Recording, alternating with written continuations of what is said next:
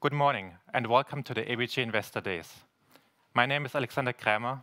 I'm a biopharma equity analyst here at ABG. Today I have the pleasure to host Sten Sørensen, the CEO of Cereno. Welcome, Sten, and the stage is yours. Thank you, Alexander.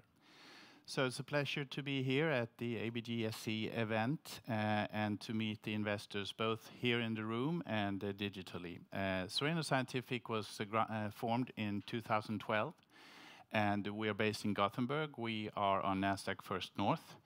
Market cap 1.7 billion approximately, and 10,000 shareholders. We are passionate about developing new drugs that can meet unmet needs. And specifically, we are focusing on rare diseases. And that's a pivot that we've done over the last few years. And I'm very happy to share the exciting news and progress for the company that we've had this year. So we are focused on rare cardiovascular diseases and pulmonary diseases. So this picture actually illustrates 3 different patient categories. And we are aiming to address the root cause of these diseases, and we call it disease-modifying capacity with our compounds. This lady is around 50 years old. You can imagine she has probably a family, married, kids, and everything is going fine. Suddenly, she gets this diagnosis. Pulmonary arterial hypertension. And this is actually the lung vessels. And this is a very rapid progressive disease. When you're diagnosed, you have, on mean, 7 years to live. That's approximately similar to severe cancer forms. What happens is that the pulmonary artery, the artery between the right heart and the lungs, the muscles in that grow very fast, and the tube becomes very narrow. And you can see the tightening of these vessels here in the plexiform lesions in PH in this picture. So the current drugs, they actually only dilate vessels. And that's a temporary relief. And it has helped these patients to go from 2.5 to 7 years life expectancy, symptomatic relief. But it doesn't really halt the disease. What if we could develop a drug that could halt the disease and maybe reverse it? That's what Cereno is about. So this is another disease, pulmonary or idiopathic pulmonary fibrosis, mostly affecting, in this case, men compared to PH, which is mostly women. This is actually even more severe, 3 to 5 years life expectancy, and it's fibrotic development in the lungs. Suddenly you're diagnosed, you're 3 to 5 years to live. The current drugs don't do much when it comes to quality of life or prognosis. So there's really a high unmet need in this field. What if we could address the underlying cause of this disease, fibrosis, maybe halt and reverse? We're trying to do that at Cereno. Third patient category.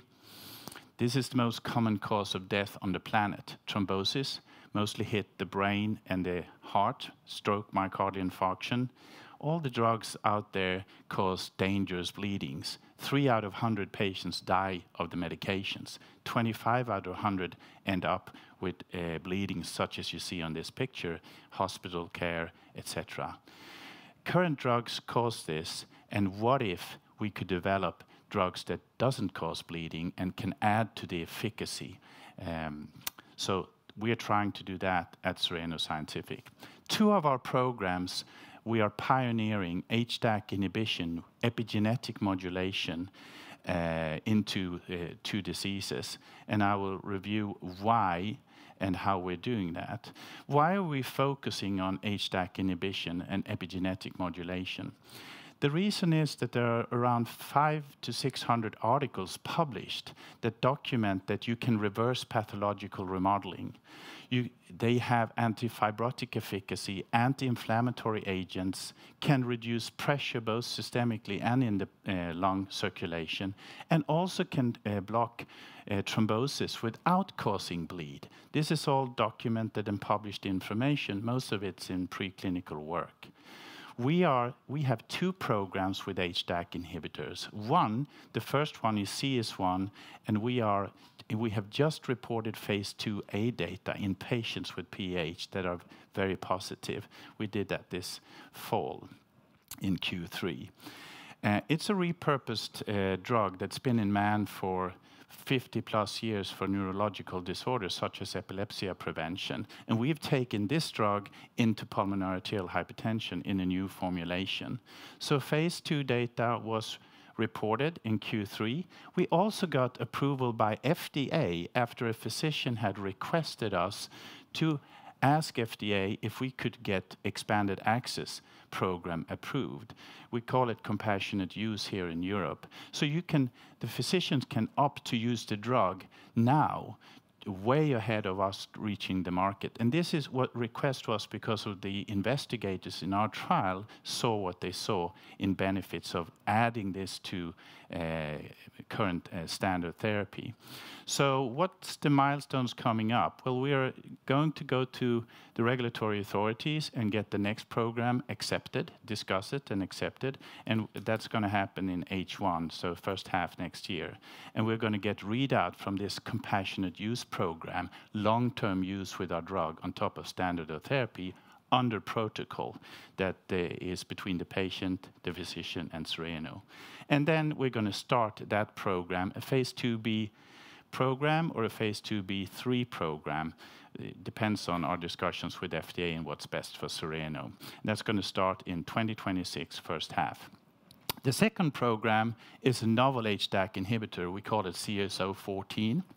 It's actually a modified version of the first drug. It's a deuterized version. It has a better profile than the first one because we believe that the field is so big for these drugs that we can pursue this for several indications.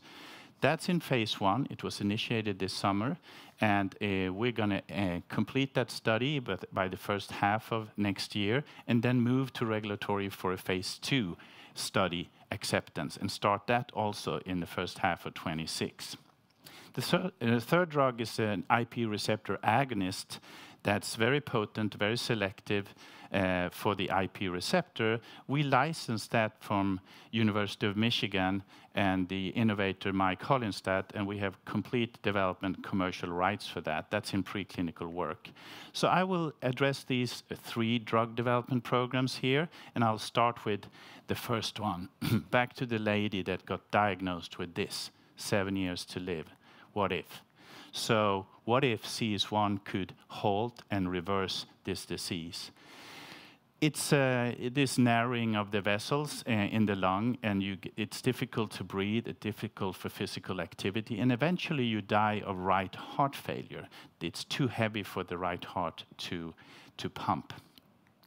Now, HDAC inhibitors with these characteristics that I mentioned here, reverse pathological remodeling, antifibrotic, anti-inflammatory, pulmonary pressure reduction, and antithrombotic, fits very well with the pathological progression of this disease. And you can see in the middle here how the artery is narrowing as a progression.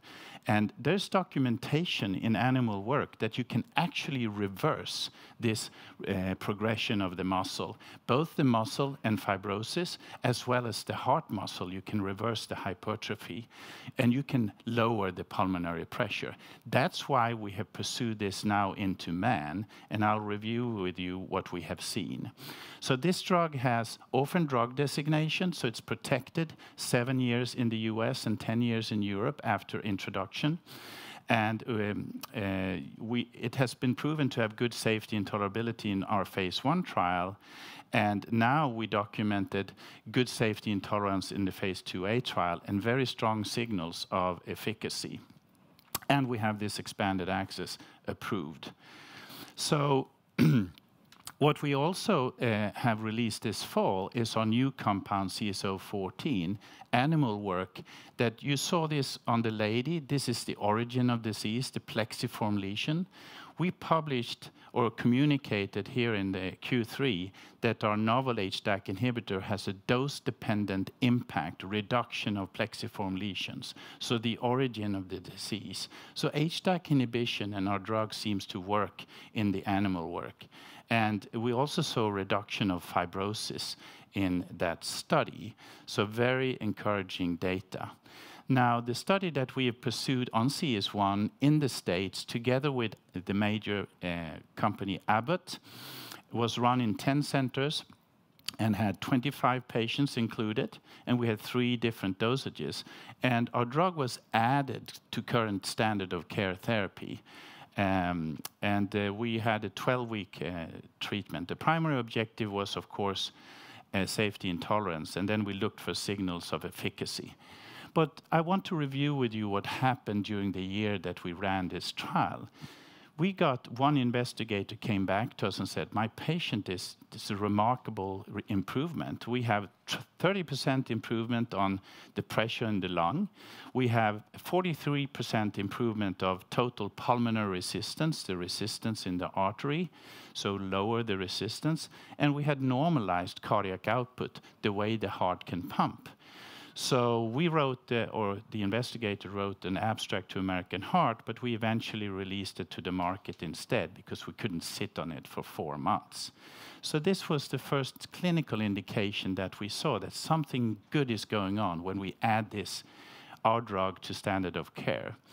Then we did a review halfway through the trial, and we saw that in 2/3 of the patient would reduce pulmonary pressure sustainably with Abbott's wireless remote technology, CardioMEMS.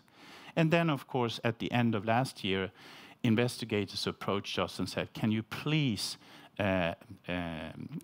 apply to the FDA for compassionate use? We don't want to let go of your therapy for our patients. So we did that and got that approved in January. Now, the results that we communicated in Q3 from this phase 2A trial showed very good safety and tolerability of a drug in these patients. So we expected that because the drug has been in man in much higher dosages for neurological disorders. So we were happy with that result, but we expected to pass it well. What we didn't know was what kind of efficacy we would see in this trial as we add this to standard of care. But what we saw was that in 43% of the patients, 9 out of 21 patients, we saw a reduction of a risk reveal score. That's a 10-grade scale, and if you reduce a score with 1 point, you actually improve. You lower the risk of mortality with 23% in 1 year. And we did that in 43% of the patients just by adding our drug to other therapy. Very pleased with that outcome. The second thing that physicians do in their office, they use reveal risk score, but they also use something called functional class. That's a scale of 4. So you can see that to the right, class 1, 2, 3, 4. If you have class 1, you hardly feel the disease, so it's easier for the patient. It's in the beginning of the diagnosis. If you have class 4, you can't leave your bed. You're bedridden, so very severe. What we saw in our study was that 1/3 of the patients improved their functional class just by adding our drug to their current therapy. They moved to a lighter class. So physical capacity in these patients deemed by the physician was improved with 1 class in 1/3 of the patient. 86% of the patients were stable or improved. Very good information to know before we go into the next program. The third thing that you want to know is that you can reduce the pulmonary pressure. We saw that in 2/3 of the patients. That's the scale to the right, as measured with CardioMEMS, Abbott's technology. Now, very important, we had high responders. We call them super responders in this trial. So 5 out of these 21 patients, around 24%, had a reduction of pulmonary vascular resistance between 35 and 51%. So the narrowing was released in these patients.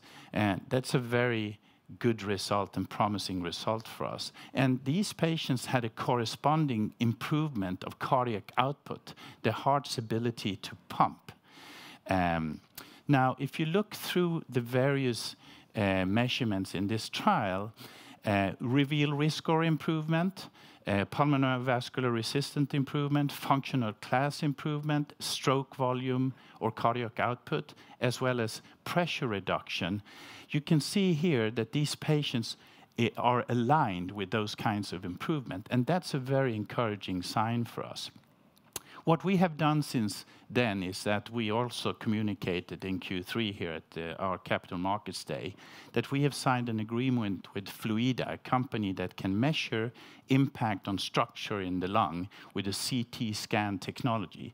The father is a respiratory professor, and the son come from NASA, you know, the space business. And they have created this company that you can look at this. This is available in 500 clinics now throughout the world. And we will study this structure change in our compassionate use patients and look for information in H1. That's the first patient and the first drug. Second patient group, idiopathic pulmonary fibrosis. So you saw this, the fibrosis development in the lung. This is not muscle now. This is the connective tissue in the lung. What if we could impact this, which has 3 to 5 years to live, mostly men? And here we have CS014. We believe this will be disease modifying for this patient category because there's documentation that HDAC inhibition with a compound that's the mother compound here, VPA, can reduce fibrosis development. And we also saw with CS014 here, as I mentioned before, that we have impact on fibrosis.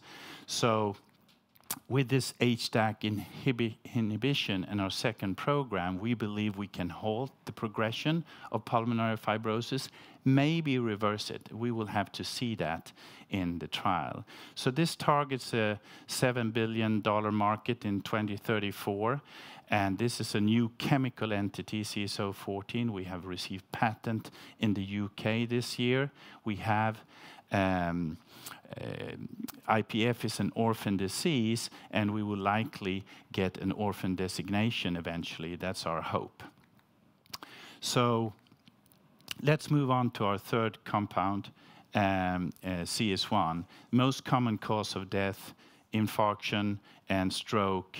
Bleeding is the key issue here, an unmet need, but also efficacy, as it's the most common cause of death. Here we have our CS585 in-license from University of Michigan, very specific to the IP receptor. Now, 22 million people die of cardiovascular diseases by 2030 on an annual basis. 80% are due to thrombosis, attacks in the heart and stroke. And 60% experience bleeding of the current therapies. So because physicians are afraid of the bleeding risk, and you can't use high dosages, and some patients don't even take their medication. So there's really a need for new strategy here that you can add to or use alone in these patients to prevent thrombosis from happening or recurring. And we have documented with this new drug that has a receptor, IP receptor that's very specific and potent for that, that we can prevent thrombosis without causing bleed in models of mice that's very translatable to man. So if you don't bleed, if you're effective preventing thrombosis in mice, you will be effective in man. And if you don't bleed, it's most likely that you don't bleed in man. So this is still in preclinical work, and we aim to put it into phase 1 in 2026. Now, if you can look at our portfolio then, so you can say that we have a PH program with CS1, orphan disease. We have an IPF, idiopathic pulmonary fibrosis program with the second HDAC inhibitor. That's in phase 1. We'll go into phase 2 in beginning of 26. And we have you can say we have an HDAC portfolio then. And then we have a thrombosis portfolio because both our HDAC inhibitors have proven prevention of thrombosis without causing bleed. So this, we believe, is attractive for pharmaceutical partners eventually. And we are in talks with various pharmaceutical players about our programs.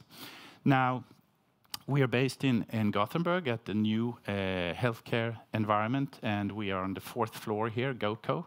moved in there this year. This is a team, a lot of experience from the pharmaceutical industry here. And we run the programs from here, but most of our programs are actually in the US. Here's our scientific advisory board, and it's quite prominent players in the field, and we're happy to work with them. Cereno is not a small company. You saw just a few people here, but we work globally. You can see here all our collaboration partners. Abbott is one of them. Fluida, the lung detection company, the latest here. But we have a number of collaborative partners around the world and advisors. So we are busy. Now, next upcoming milestones. This is, I think, my last slide. So positive CS1 top line in PH presented in phase 2. Q3 this year, we've strengthened our focus and identified idiopathic pulmonary fibrosis for the second HDAC inhibitor, CS014. We did a structured finance, a loan on 250 million a couple of weeks back. So we have secured funding and operations into 2026. We're very happy with that. And then upcoming milestones is CS1 phase 2B or pivotal trial to be accepted by FDA by the first half of next year. CS1 extended access program or long-term clinical use on top of standard of care. We have approved, and we will see some readouts in the beginning of next year together with the Fluida technology and CardioMEMS and other standard measurements. So that's CS1. For CS014, we complete phase 1 in first half, and we get approval in the second half. And then CS585 will still be in the preclinical work, what we aim to complete that in the first half of 26. So that concludes my talk. Thank you for listening. I hope you find it interesting. Thank you very much, Sten, for this very insightful and interesting presentation. Now I would like to ask you some questions, and maybe we can discuss a little bit. I mean, it has been a very eventful year this year for you, and I would like to look forward a little bit into 2025 to your next milestones that you will reach. And maybe to start with CS1, I mean, you said today you will have interactions with the FDA, and could you provide some color what kind of meetings you're going to have with the FDA, and if you already have some like dates with the FDA like fixed? And also maybe could you comment on, you said in H1 we expect different things, so the FDA outcome we expect, but we also expect Fluida and EAP. And do you think that the FDA wants to see that data? So does it need to come first, Fluida and the EAP data, or does the FDA decision is only based on your current data? Thank you. Very good questions, of course. But so we don't have our clinical study report yet, so that's been worked on, and we expect to conclude that by the end of this year, and then we'll move with that information and our discussions with FDA. We don't have a specific date yet set, and there are different kinds of meetings that you can pursue. We haven't decided exactly what kind of meeting wants to run first, but it's advisory meetings first, and then you go into more serious discussions. And so first meetings, normally you ask questions to the FDA and they answer. So that's how it works. But we expect to conclude those discussions by mid-spring and obtain an approval by the end of the first half of the year. So we don't expect FDA to want to see the Fluida information. When you move forward, it's basically safety concerns that the FDA is looking for. And because the drug has been in man for a long, long time in higher dosages, and we had a clean, basically a clean side effect and tolerance profile in the phase 2A trial, we should be fine with FDA and moving forward. So then it's more the structure of the study that we'll pursue. So the Fluida and other information that will come on long-term use with our drug on top of standard of care will be very interesting to look at. You should remember that this trial was only 3 months long, and we saw what we saw in that trial. So we expect to see more important and hopefully a positive information in further direction of benefits for the patients with long-term use. Very interesting. And then my second question, maybe I would shift a little bit to CSO 14. Very interesting that you made this move this year, or relatively recently, into IPF. And here my question would be like, do you already have some ideas, and could you provide some color on a potential phase 2 design, like what kind of time frame we are looking here at? And also maybe a little bit in relation to what your local peer, like Vicor, has done. I mean, they also have run a phase 2A. Do you believe that you could run something similar, like with CSO 14? I think you should always separate yourself from others because you have a different mode of action, etc. So you look at the bench and you see what others has been doing and how both the investment community and the regulatory community, how they appreciate the various studies and setups, etc. So I think the learnings is that you should, if you can, you should try to do a study that's placebo-controlled.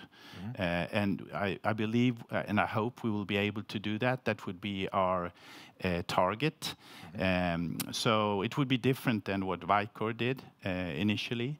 And it depends also what kind of information you have with you when you pursue a trial. So we haven't gone public with any, a design or anything like that. But when we have to see our phase 1 study coming out. It's progressing very well. We started in the summer, and we aim to conclude that and have the study report by end of the spring, so to speak, before the summer. And then we'll take that information, and during the spring we'll design our protocol. Great. Thank you very much, Sten, for this very interesting presentation today. For the sake of time, I will close now the presentation, and thank you for listening. Thank you.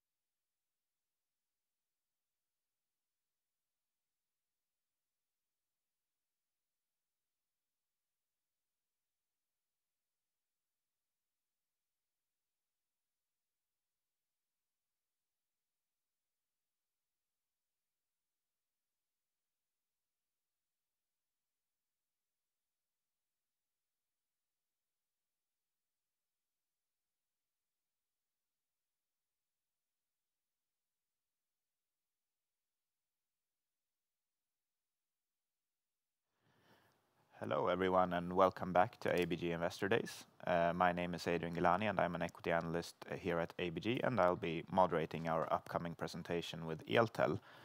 With us today, we have Communications Director Alexandra Kärnlund, as well as CFO Tarja Leikas. And they will give a roughly 20-minute presentation, and then hopefully we will have time for a bit of Q&A at the end as well. And with that being said, I'll hand the word over to you. Thank you, Adrian. A very good morning to you all. I'm Alexandra Kärnlund. I'm the Communications Director for Eltel, and together with Tarja Leikas, our CFO, I have the big privilege to introduce or present Eltel to you. I was asked to join the company in roughly a year ago, and I was asked then to leave the very cool IT business where I'd been, tech business where I'd been thriving for about 15 years.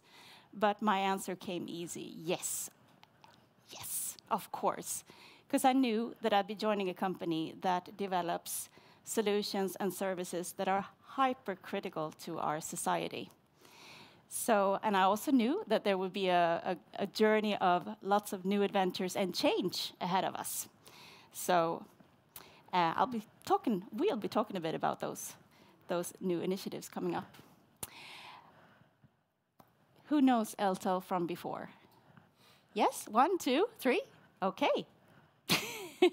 And maybe some others looking as well. But just to give you a few facts about Eltel then.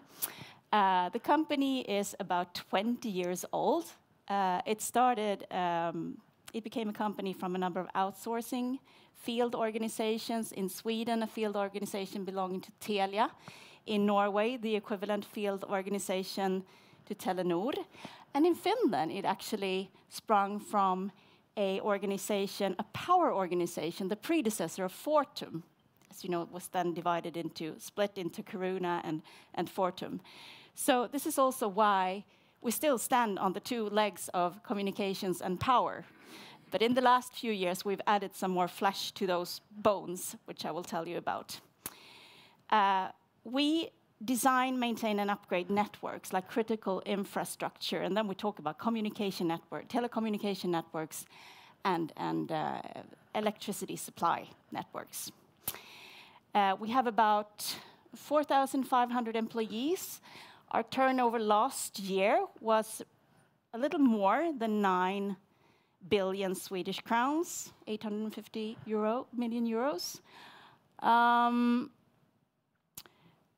Yeah, of course, mainly operations in the Nordics. I would say that 90% of our business is in the Nordics. But we also have operations in Germany, where we mainly work with switching gas meters. Due to the ongoing transition that I'm sure you've heard of, it's a big transition in Germany from Russian gas to North Sea gas. And this puts a great demand on new instruments and new everything that has to do with the distribution of this natural gas. So quite a lot going on there. And in the Baltics, in Lithuania, we have they're also operational in the new business, but they mainly work as a staffing organization for the Nordics.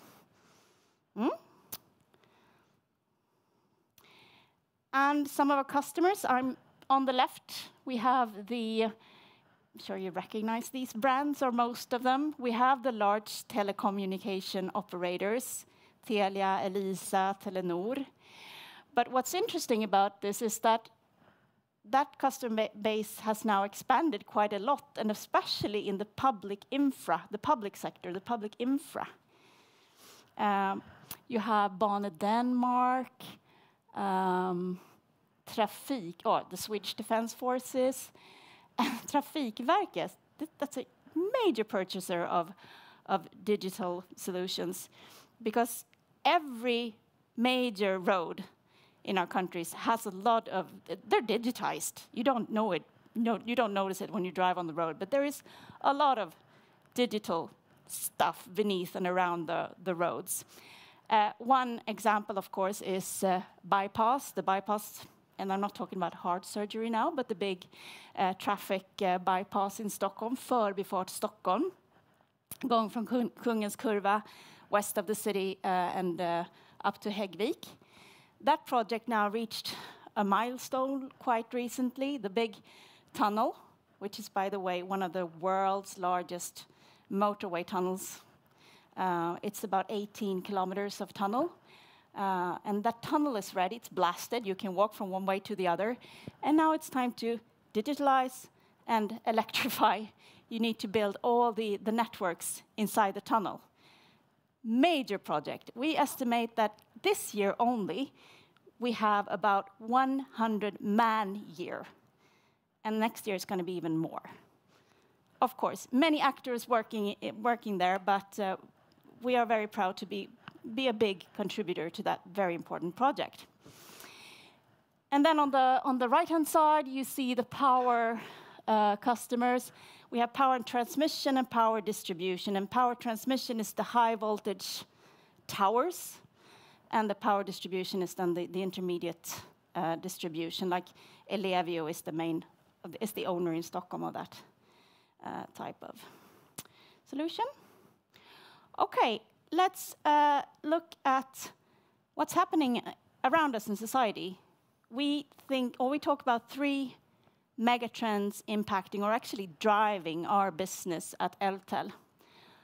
Of course, the climate change. It does and it will continue to demand a lot of new technology, both to mitigate and stifle climate change, which we're part of. And then we also have, let's just see if I can get this to work a little bit in my behalf. We also talk about a new wave of electrification. And then we focus the discussion a lot on charging cars and ordinary passenger cars. That's quite fine for our current networks. But when it comes to heavy transport, like trucks, distribution, then you need other types of more efficient electricity supply and solutions for that. Digitalization, I would say, I have one more. There. Yeah, there we go. Trying to be pedagogical here with the colors. Digitalization, then, would say is more connected to the communication services. We have, you read a lot about fiber. We have built quite extensive fiber, had quite an extensive fiber rollout, still ongoing in Finland, more or less finalized in the other Nordic countries. But now it's time to take that fiber into use and integrate it into our system so that we can reach this digitalization. So, yeah, there are lots of things affecting the market. And we believe that by organizing ourselves in these 2 areas, communications and power, we are very well equipped to support our customers for their current and future challenges. Very briefly, I think, about our services, just to be a bit more concrete on what we do. We work with fixed and mobile telecom, and also so-called hybrid or fixed wireless, which is when you have a sort of a wireless last mile. It can be in sparsely populated area where you don't have the possibility to take the net or the transmission all the way. You have a last part which is then fixed by radio communication. And as I said, on the energy side, we have worked with distribution, transmission. But then, on the power side especially, we have then started to access these or go into new markets, for instance, e-mobility, charging of, as I said, mainly heavy transport. And we're looking more and more at renewable energy, wind, solar, but also battery storage. BESS stands for Battery Energy System Storage System. And this is a very important thing, and that's something that we believe in a lot, that will grow in the future. Because as new a lot of new green actors enter the grid, it can become a bit unstable, and then you need this type of services to stabilize the services. Because if the frequency is, I'm getting into very technical things here now, I can feel that I'm on a little bit loose ground, but if it's not stable, then nothing will work, so in brief. So that's why this is becoming more and more important. And I would like to show this slide, which is a little bit taken out of its context, because this belongs to a presentation about our solar solutions. But here you can see how it sort of fits together. I will talk more about these new business later, but here you have like solar panel on the roof, generate energy. You have the charging for the e-mobility solution there for the trucks or the vehicles. And then you have the energy storing system for the grid. So this is what our CEO, Håkan Dahlström, likes to call a Kinder egg, 3 solutions into one. So there is this. That's what we do. And I'd like Tarja now to tell us a little bit about how we're doing financially, and then I will talk a little bit more again on how we're doing with the strategy. Thank you, Alexandra. And happy to talk about our... No, I only had one thing to do, press it forward. But we only have a brief moment to talk about Eltel. So I guess what I would like to, with this photo, first slide is about Eltel, in that sense that how you read our numbers. Our business is highly impacted by the seasonality. So in our case, the recently closed third quarter, that represents the kind of the quarter which is packed with high intensive activities and the volume. And therefore, we have brought to you the third quarters of 21, 22, 23, 24, showcasing you that when you compare quarters, Eltel is improving its run. And then the upper right-hand corner, there we have the last five quarters, showcasing the profitability improvement. So Eltel is improving its run in all these profits and loss areas. We are growing. Our net sales grew 4% organically. Top line growth was flat due to the fact that we divested High Voltage Poland earlier this year. But organic growth, 4%. Then when we measure gross profit, there we see also quite extensive profitability improvement, 26%. And equally on EBITA level, we are improving our run. And in fact, our last quarter was Eltel's best ever with the current scope. And then if we look under the hood, take the top line. There we see, like I mentioned, top line is flat due to the divestment, but the organic growth, the growth engines here have been this quarter, last quarter, Finland and Sweden. And Alexandra was talking about Eltel's 2 legs. And this growth showcases these 2 legs. Sweden was largely driven by power, and Finland driven by communications. We still have quite extensive fiber to the home projects ongoing in Finland, and that is contributing to our good top line growth in Finland. In Sweden, it's the power. In Denmark, we were in the third quarter, we were reporting flat numbers, but that was due to the I would say timing. We grew in Denmark almost 20% the previous quarter. Now it was flat, so it was more about timing. In Norway, we have been facing declining revenue due to the fact that the operators have been postponing and declining in their investments, and therefore we have done some restructuring measures, and the measures are ongoing in Norway. But then the EBITA, there we, like I mentioned, 39% quarter improvement on EBITA. And again, here you can see on the right-hand corner, lower one, you see where it's coming from, Finland and Sweden, where the growth came from.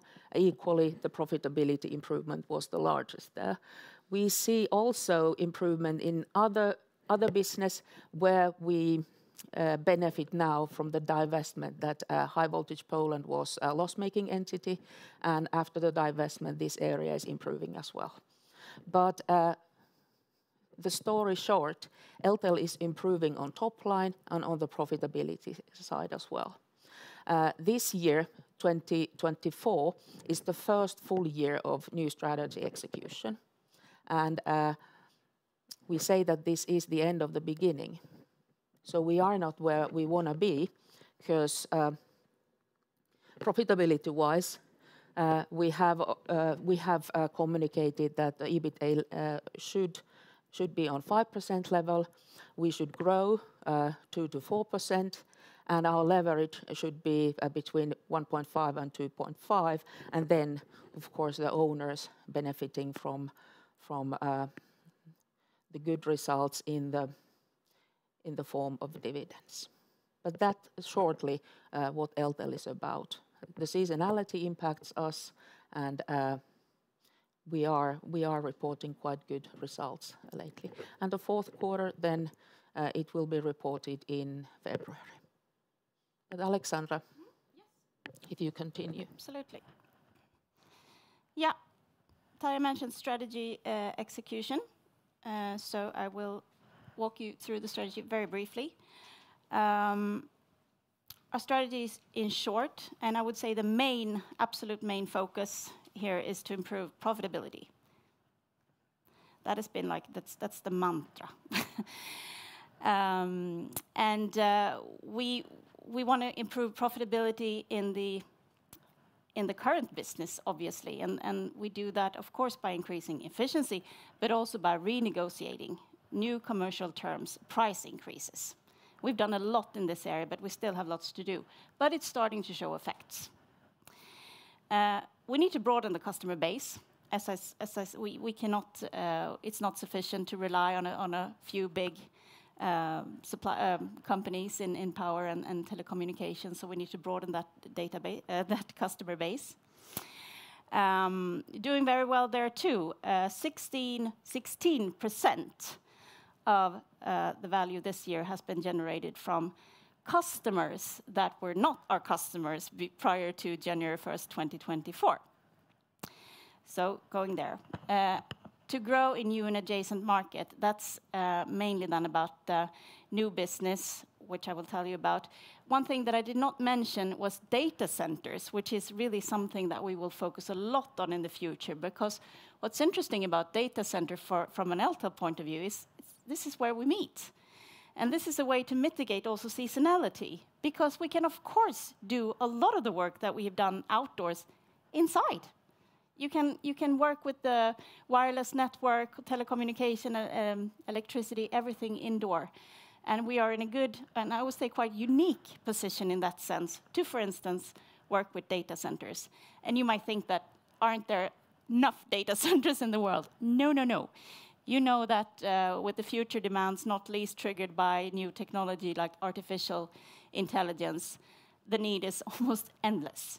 The person in charge of data centers at Google say that they believe that there will be 7 times as many data centers in 5 to 8 years. And of course, integrate sustainability. This is very high on our agenda and our customers' agenda. We have projects where we are almost 100% electric, so to speak, where we use electric vehicles.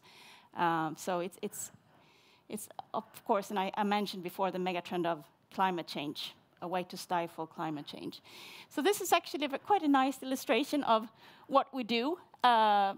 Almost, I would say, all our services are summarized in this page. I will move on.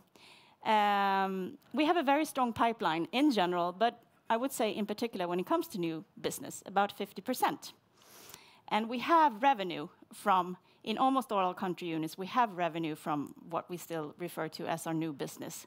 It's not showing a significant impact yet, but considering the fact that 2 years ago, before when Håkan Dahlström, our CEO, came on board, we didn't have that much ambition at all in this area.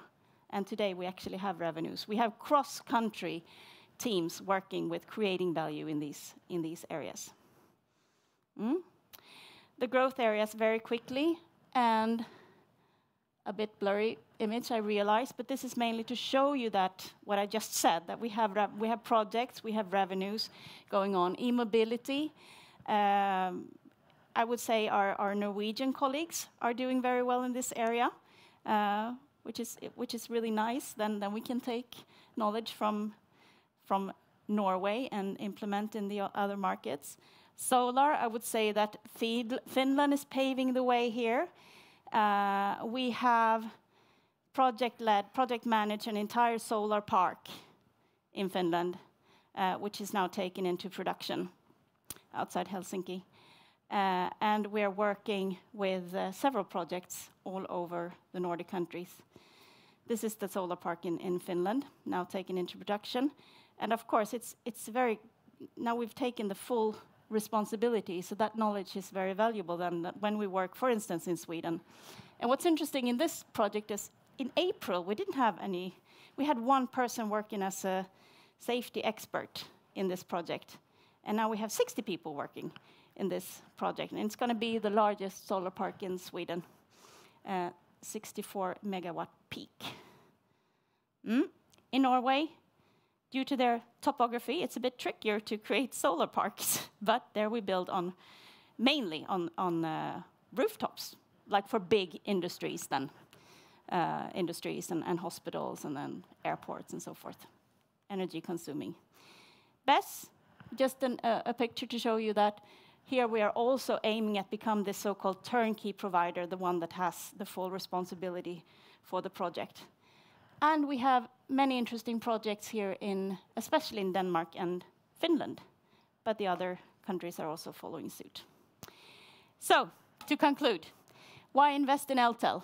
Well, as you see, as I've hoped to convince you, we have a big and unique expertise in many areas that fits very well together in very advanced and complex projects.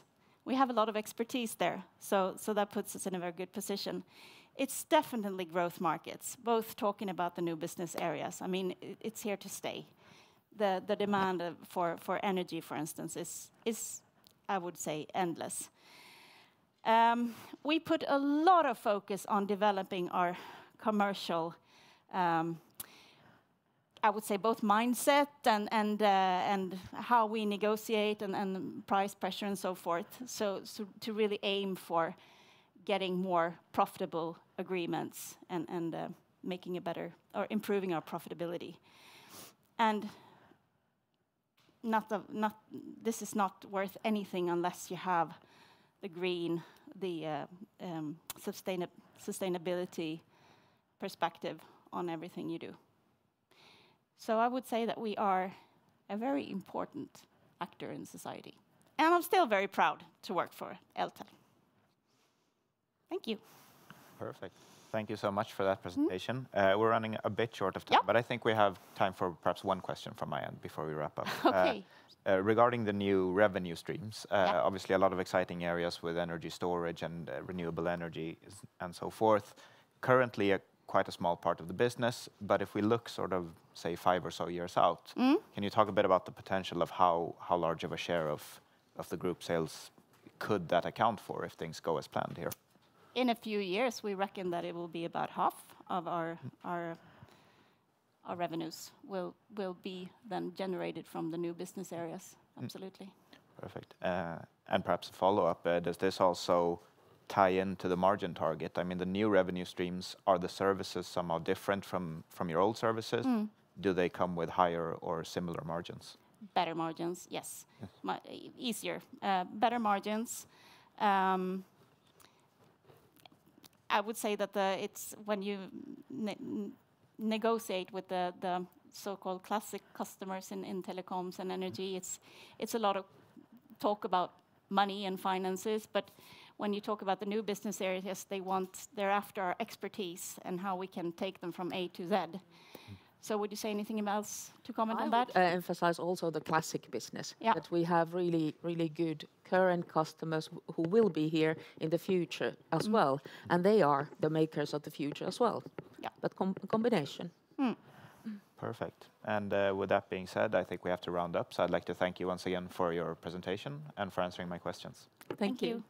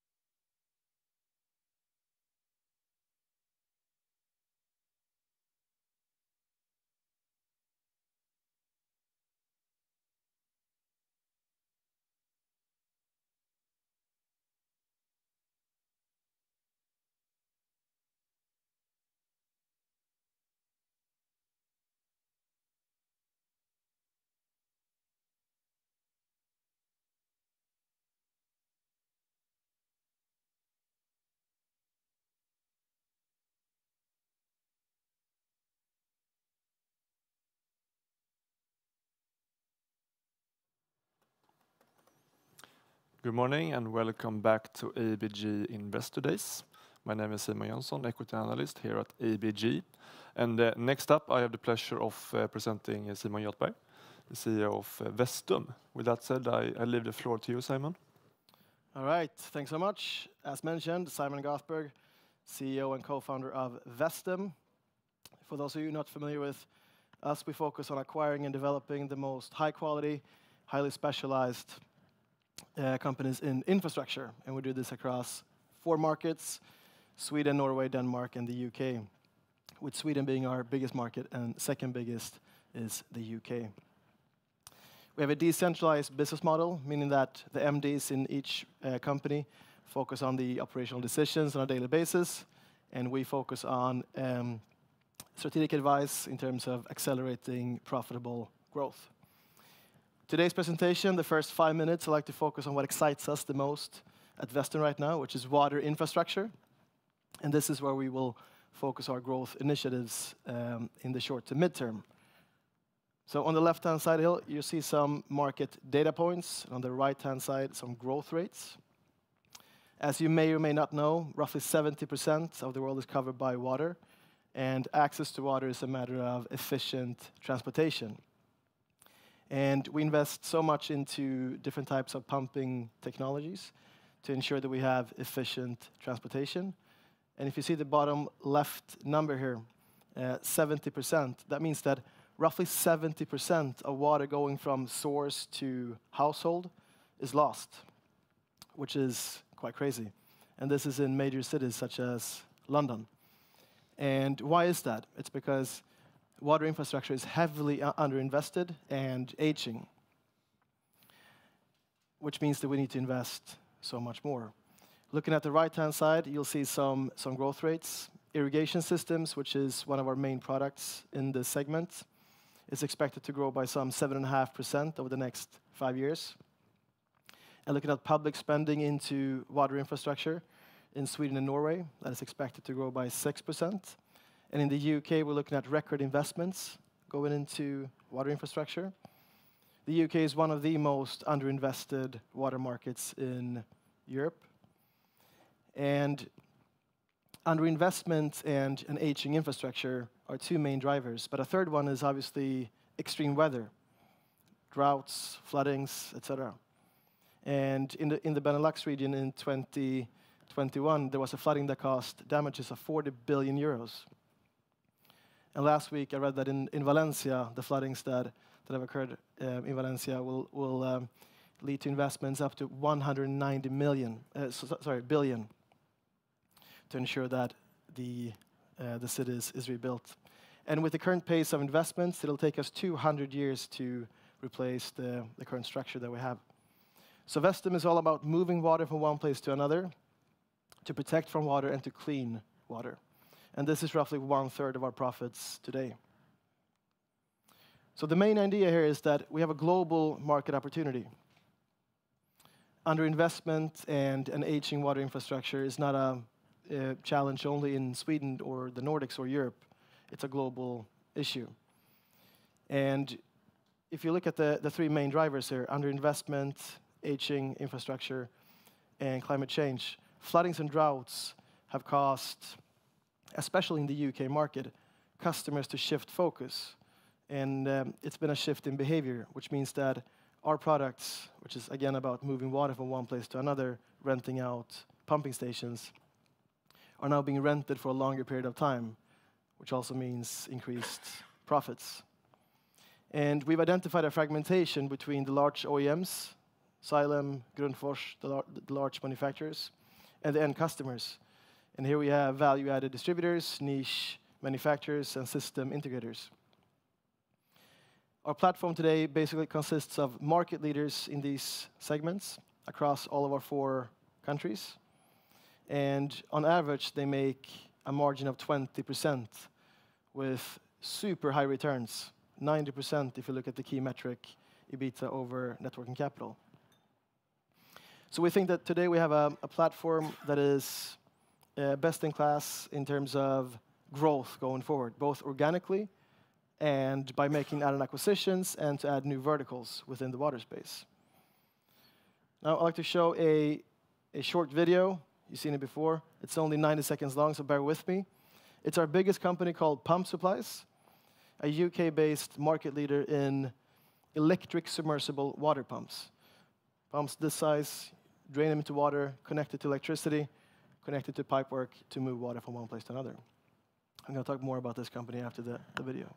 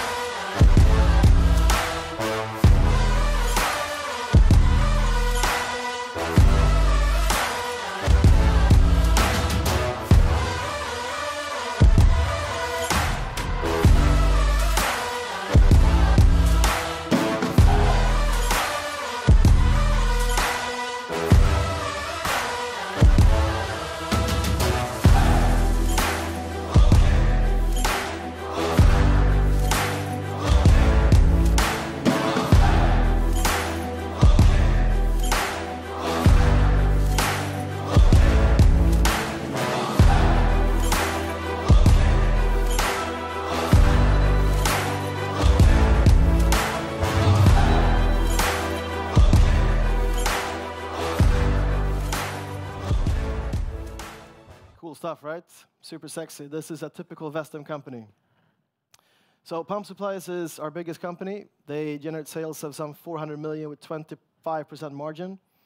They have 5 depots across the UK, market leader in each of these locations, and second biggest company on the market. 50% of this is hire, 30% sales, and 20% doing services on these water pumps. And the case here is to grow organically, both by opening up new depots across the UK, but also to invest in add-on acquisitions to strengthen their offering. And this is what we did in August earlier this year, when we made our first acquisition in 2 years in Vestum. And that was a company called PDAS, focused on intelligent monitoring systems that are connected to a software. So you basically sell a control panel to wastewater and basically wastewater pumping stations that are connected to a software. And then you sell it through a subscription-based business model, which creates really, really strong cash flows. And that company generates sales of some 200 million. So now we're at basically 600 to 650 million in sales in this company with a margin of 20 to 25%. And they've grown organically by 21% of the last 5 years.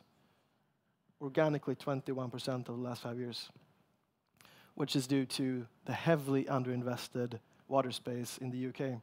And we will continue to invest in both add-on acquisitions and in new verticals in the water space in the UK going forward.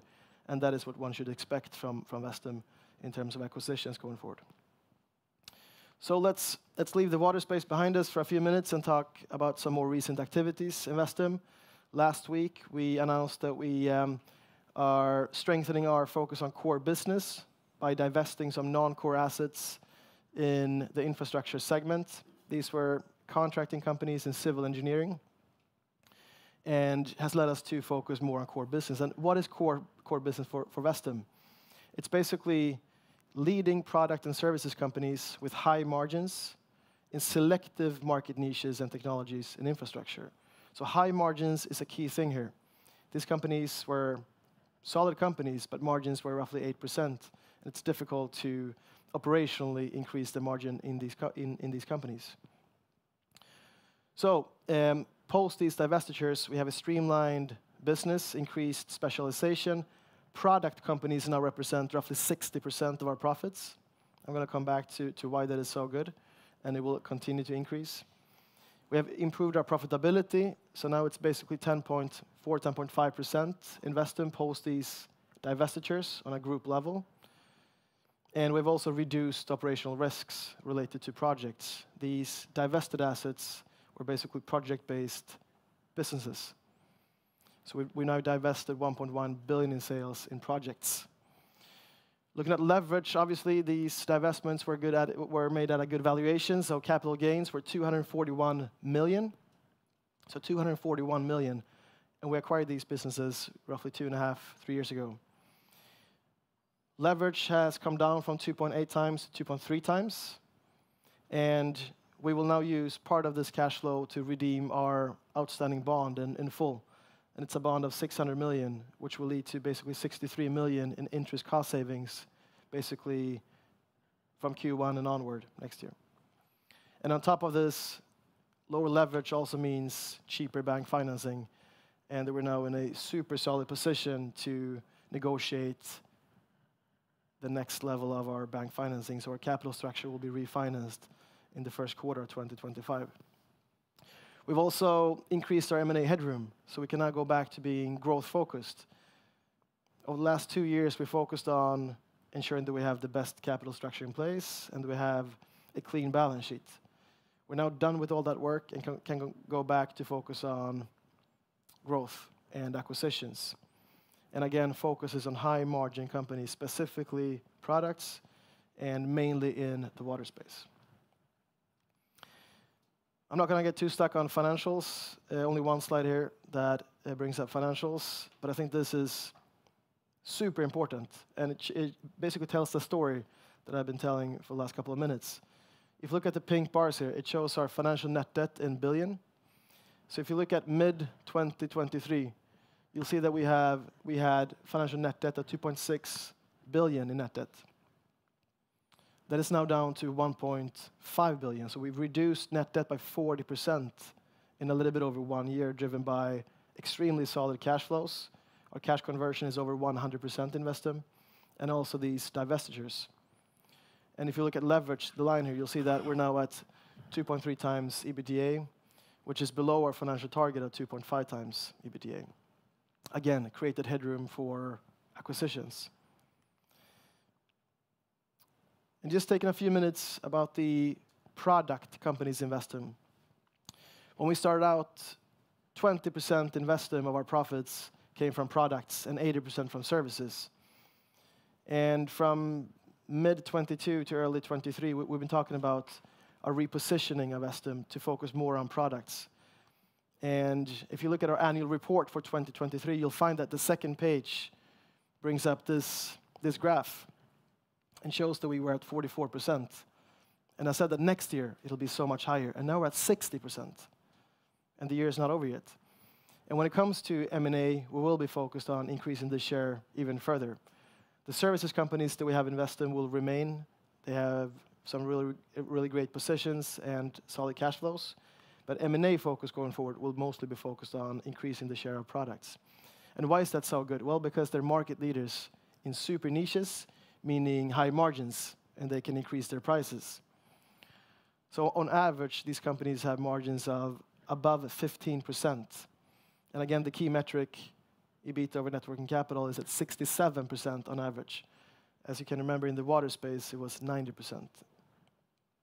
60% of these companies are exposed to water infrastructure, the companies that I've talked about, pump supplies and some of the other players that we have in other markets. And 40% are exposed to other niches in infrastructure.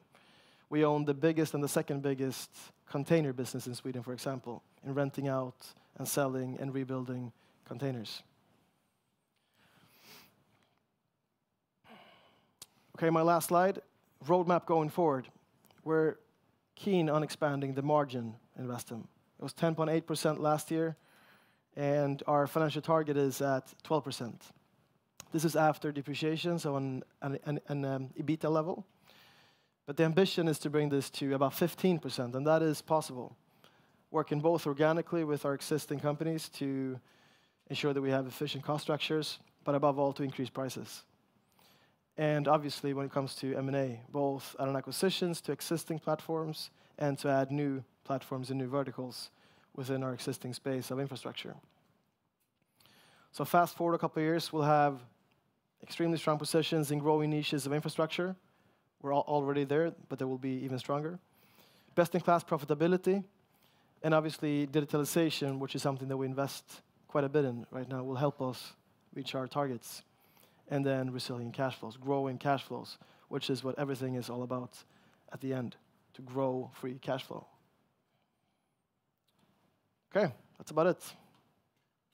Thank you, Simon. Time for some Q&A, and maybe start off where you sort of ended and talk about the margins and your targets going forward.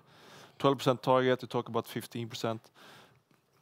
What is expected, sort of timeline for that, and what is needed for you to actually arrive at the 15% level, you think? Yeah, so I mean, we're at 10.5% now in 2024, which is in a economic downturn. It's been an economic downturn for our sector for the last basically 18 to 24 months, right? So I think that as the economy turns around and goes up again, we'll have organic growth and margin expansion in the existing platform, in existing Vestum, which will have a significant impact on margins. And looking at the acquisitions that we're now looking at, they are well above 15%. So I think when you add that into a cocktail, right, organic growth, margin expansion, and acquisitions, you'll see that the margin will come up.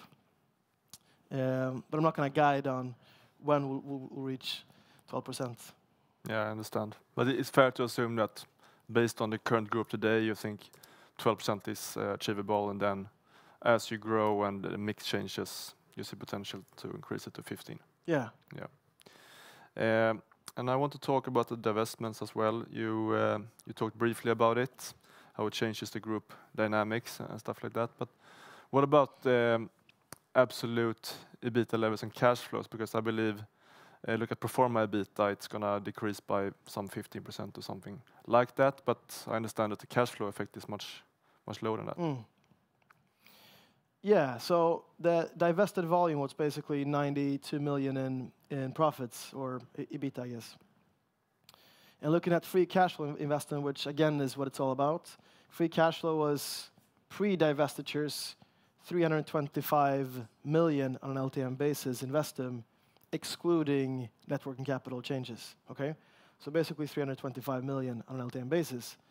And that stands out, given our EBITDA level of 550 pre-divestitures, roughly 60%. Now, these companies had basically free cash flows of, let's say, some 50 million, excluding changes in net working capital, which brings the 325 down to 275, right? Yeah, 275. But then, as you may remember, the interest cost savings are just by redeeming the bond, 63 million. And on top of that, we'll have lower interest costs related to our bank financing, given that leverage has decreased. So I think that cash flow-wise will be in a very, very good position if you look at free cash flow growth, just by making these divestitures, although we've reduced volume. And on top of this, we now created headroom to grow by acquisitions. So if you fast forward 1 year, you'll have efficient capital structure with the cost savings and organic growth, margin expansion, and acquisition. So free cash flow should be something else next year. And you also talked briefly about the differences in project risk and stuff like that of the service companies. But if you look at the remaining sort of 40%, which is more service oriented, how would you say that the characteristics or dynamics have changed in that part of the group now after the divestments? Is it similar still, or any big changes? Yeah, very good. So the 40% that you relate to is basically our new 3 segments in Vestum from Q1 and onward will be flow technology, water space, which I talked about. That's going to be 40% of Vestum's profits. And then we have niche products, roughly 20% of Vestum. And these 40 plus 20% are all products. That's the 60%. And then we have 40% in a segment called solutions. And the difference in that segment versus the companies that we had before is that they have a higher degree of specialization and a higher potential to achieve high margins. As an example, we have a company called GV Asphalt, a Stockholm market leader in tätskikt, which is, I guess, ceiling layering in English. And they have 250 million in sales, margins of 15 to 20%, and operate in the infrastructure segment. And they really offer solutions to their customers. And we also have installation companies that work mainly towards the property sector, electric installation, HVAC installation, suspended ceiling installation, etc. And those companies they have margins of 10 to 15%, I would say, on average. Obviously, with the economy coming down and the property sector coming down, 2024 has been a rough year for those companies, but it's looking better next year. Thank you. And let's talk a bit about Pump Supplies. It's a very interesting company of yours. Maybe just share a bit more specifically on the organic growth opportunities you see in the company. Yeah, so today we operate, again, Pump Supplies with the pumps, right? They have 5 depots across the UK. So they have a depot where they keep and store all these electric submersible water pumps. And they work in a proximity of, I can't remember the exact ratio, but it's in a proximity of that specific location.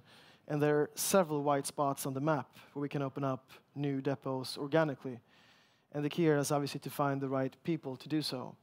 So we're now in the process of opening up new depots. Those will be organic initiatives. And also to invest more heavily in our supply chain. Almost like a vertical integration where we'll be tighter with our key suppliers.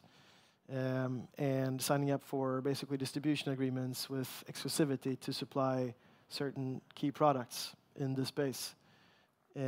So we're doing those things organically, and on top of that, working on several interesting add-on acquisitions to expand both geographically and to add more, basically, value add into the existing offering, like the Peters acquisition.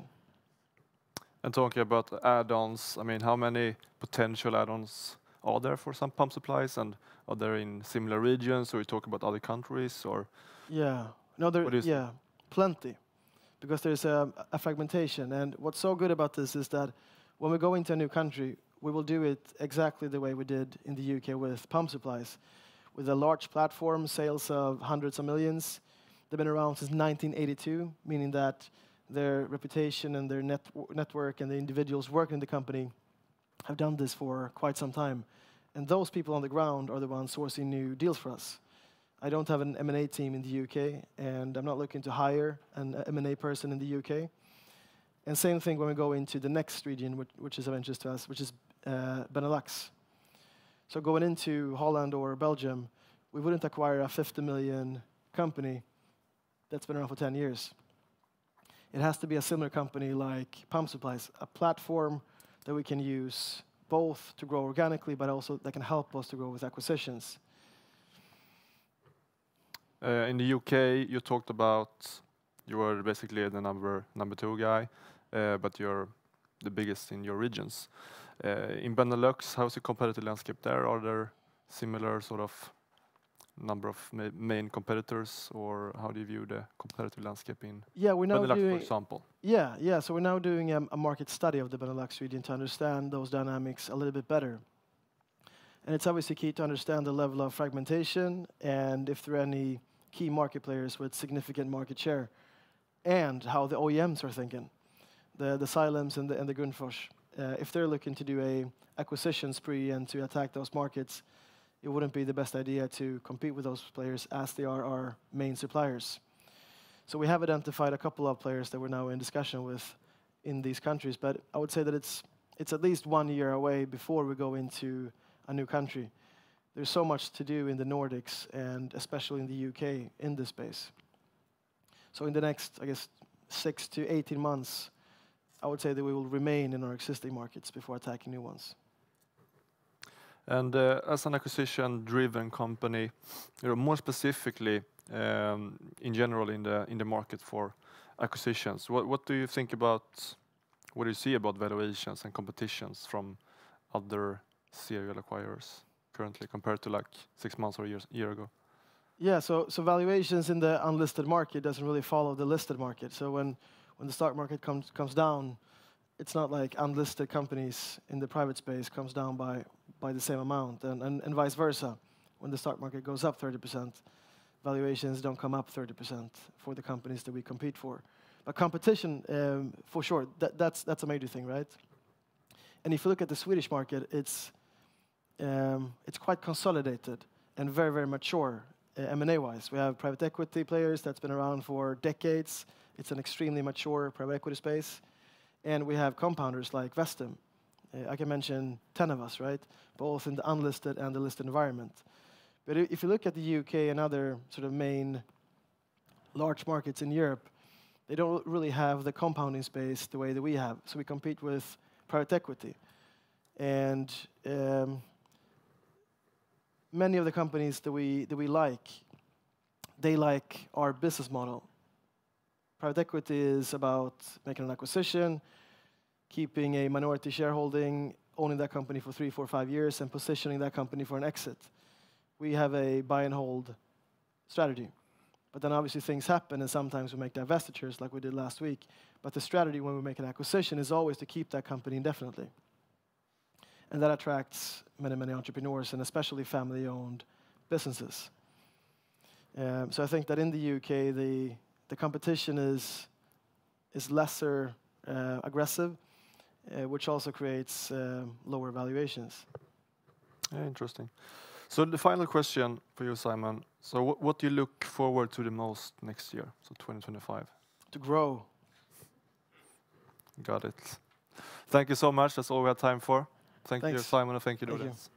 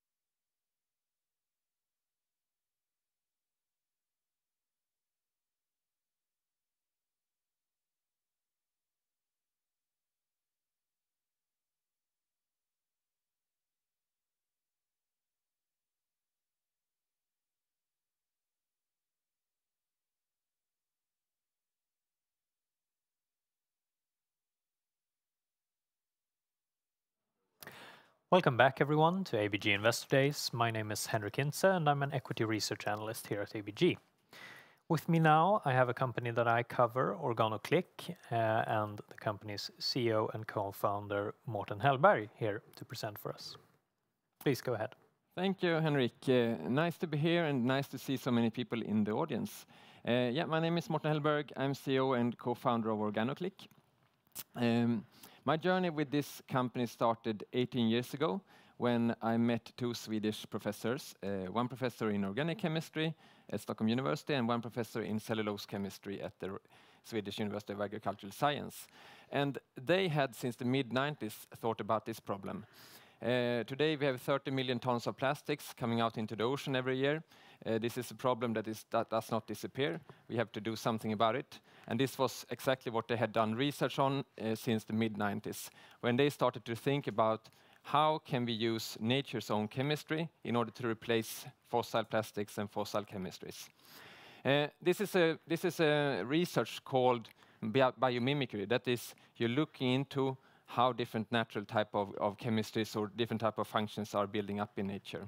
What they had studied was what is the chemistry behind a tree becoming so strong, or why does some leaves become water repellent, or why does some trees burn less good than other trees? What are the natural molecules doing this in nature? Based on that fundamental research, we founded OrganoClick with the mission to try to replace fossil plastics and different hazardous chemicals with bio-based solutions. The technology that we started off from is something we call OrganoClick, or the modification of cellulose. We click on organic molecules to the surface of cellulose. The cellulose fibers is the core material in wood, in paper, in textiles, and different type of industrial textiles called nonwovens, which I will tell you a little bit more about. By changing the different molecules that we click on, we can give these materials improved water repellency, improved strength. We can give them grease resistance and also fire retardant properties. So we have a technology platform from which we create different type of material solutions. And what we supply in the end is the green chemical products that are used by material manufacturers to create different functions on their materials. Today, 18 years later, we are focusing on 3 different business areas where cellulose is the core component.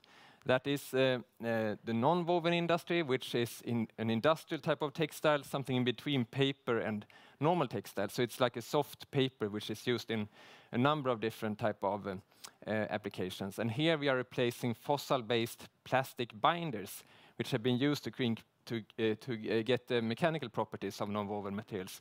And we are replacing that with bio-based binders, where we are using biopolymers from different food waste streams. So we're using waste to create binders that can improve the strength of these materials. The other segment which we are working in is textile waterproofing. There traditionally one have used a chemical called PFAS, fluorocarbons, which many of you have heard about. They are also used in fire retardants or fire extinguishing type of agents, and they have been poisoning the waters in Ronneby, Uppsala, and so on that most of you have heard about. And here we are replacing PFAS with natural fatty compounds that is found on the leaves of trees, which creates the water repellency of leaves. Last, we are also working with wood protection, where traditionally have used biocides and heavy metals, and here we're using natural minerals in order to create a physical barrier towards rot fungus instead of a toxin to the rot fungus. Today, we are a green chemical company listed at Nasdaq First North since 2015. We have our headquarter, production and R&D up in Täby, where we have created a factory which have 20,000 tons of capacity per year. Last year, we had revenues of 146 million, an increase of 27% from the year before. And we export now to 20 markets with 40 employees. Luckily, it's not only ourselves that see what we is doing is good. We have received a number of awards and prizes over the years. One of the most interesting, I think, is a Textile Innovation Award, which is from the non-woven industry. And we also the climate solver from the WWF. If we move into the different type of business areas which we're working in, First of all, the non-woven and fiber technology business area, where we are supplying the binders, which I told you about. This is a niche area. The market is about 2 to 3 billion SEK per year. And we are working towards industrial companies that are producing the non-woven materials. This area, it's a lot of different applications, so we're working toward tabletop producers. I always get very happy when I found our products in real life. Here's a napkin produced by a customer, Duni, and that is actually here in the hotel. So I found this on the toilet here. And so here is our binders are the thing that is creating the strength in this material. So about 15% of this napkin is produced by us up in Täby. Other type of applications, the biggest area is hygiene applications. So if you look into diapers or feminine care products, the soft materials that are in these products are made from non-wovens. And they also contain binders in order to create the strength. Finally, wet wipes, agricultural textiles, and also packaging areas is areas where you find non-wovens. But our products are only 5 to 15% of the material. So it's an ingredient component into this material. So this is what we are selling. This creates also quite big, it's very difficult to get into these applications. You have to do a lot of tests, a lot of development projects together with the customers. But once you're in, it's very, very difficult to get kicked out. So it's a very sticky business, as we call it. And we have been able now to implement our products in some major non-woven producers' products, but we are also now having a lot of projects with different manufacturers in this area. But our biggest customer so far is the Duni Group. The second business area which we're working in is the textile waterproofing business, or our consumer brands. Here we are packaging our chemical products in consumer packages instead of in industrial packages. Organotex has now become the leading waterproofing product in the Swedish market. Here we have more than 500 resellers, so we have salespeople that are targeting outdoor retailers, sport retailers, and so on. Now this year we're also the leading brand in the Netherlands, and we're growing very rapidly with high double-digit numbers in this business area at the moment. And I have to say also very happy that here it's good margins. So this is the area where we have the best margins. This is also a niche market. The market on a global basis is about 2 billion SEK. The European market is about half of that. We are now really getting more and more market share due to the fact that we have the absolutely most sustainable product. We are the only company in the world that have created a 100% bio-based textile waterproofing product. All others have some type of plastic components in them, or they have a PFAS or other type of problematic chemicals. Finally, we have the wood protection area, where we're working towards professional building companies. We're collaborating with Bergs Timber, who is the leading wood impregnation company in Sweden. This market is also a niche market, 5 to 6 billion SEK on a global basis for the wood protection chemistry. And we are now really moving forward to start collaborating with new wood impregnation companies in other countries. Here we launched a new product only 2 years ago, which have seen to have excellent properties. We have tested it both in Europe, but also in tropical environments, and we have excellent wood protection properties also towards termites with this new technology. So this is a new thing for us since 2 years back. So really happy about what we have been able to develop here.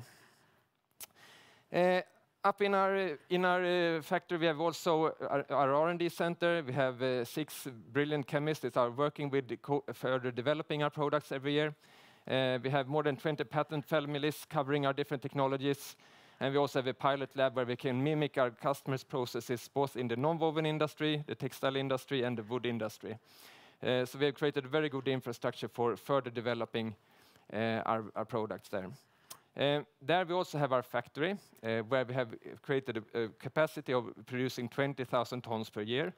Last year we produced around 4,000 tons, so we can increase the production and the delivery a lot without having to add more cost or do any more capex in. So we have really good scalability right now in our factory. So if you look at the financials from this year, where the first 6 months were about on break even at an EBIT level, we can really increase the volumes without having to add a lot of cost. So there is a scalability in our business today. From the factory, we ship out in tank trucks to big industrial customers like Duni. We ship out in medium-sized containers, and we also have filling lines for the consumer products. So we have all the capacity to produce and ship the different products that we supply today. If you look into the type of customers that we are working with, as I mentioned, within the non-woven segments, we have big industrial customers like Duni, we have Ahlstrom, that's the second largest non-woven producer in the world, which have launched now a number of products with our binders. We have a Finnish company called Sharpcell, and Magnera, the one that have heard about us before, we've talked about Glattfelter, which we signed a deal with 1.5 years ago. They have merged with another company called Berry, and they created Magnera. So Magnera is the world's largest producers of non-woven today, and they are now on our customer list as well. For our functional wood and for our consumer brands, it's mainly retailers that we're working with. If you look at Organotex, we have Houdini, for example, a brand that we are collaborating with. Naturkompaniet and the whole Phoenix Outdoor Group is one of our major customers. XXL, in the Netherlands, Bever have 70% of the Dutch outdoor market. They have now started to sell almost only Organotex in their stores, and so the Netherlands have become the second biggest market for us for Organotex. And Sportler is the leading outdoor chain in Italy, which we also signed an agreement with last year. So we have really grown a lot on the European market during 2024. If you look at the financial performance, this is a graph showing the sales development and EBIT development since we got listed at the First North in 2015.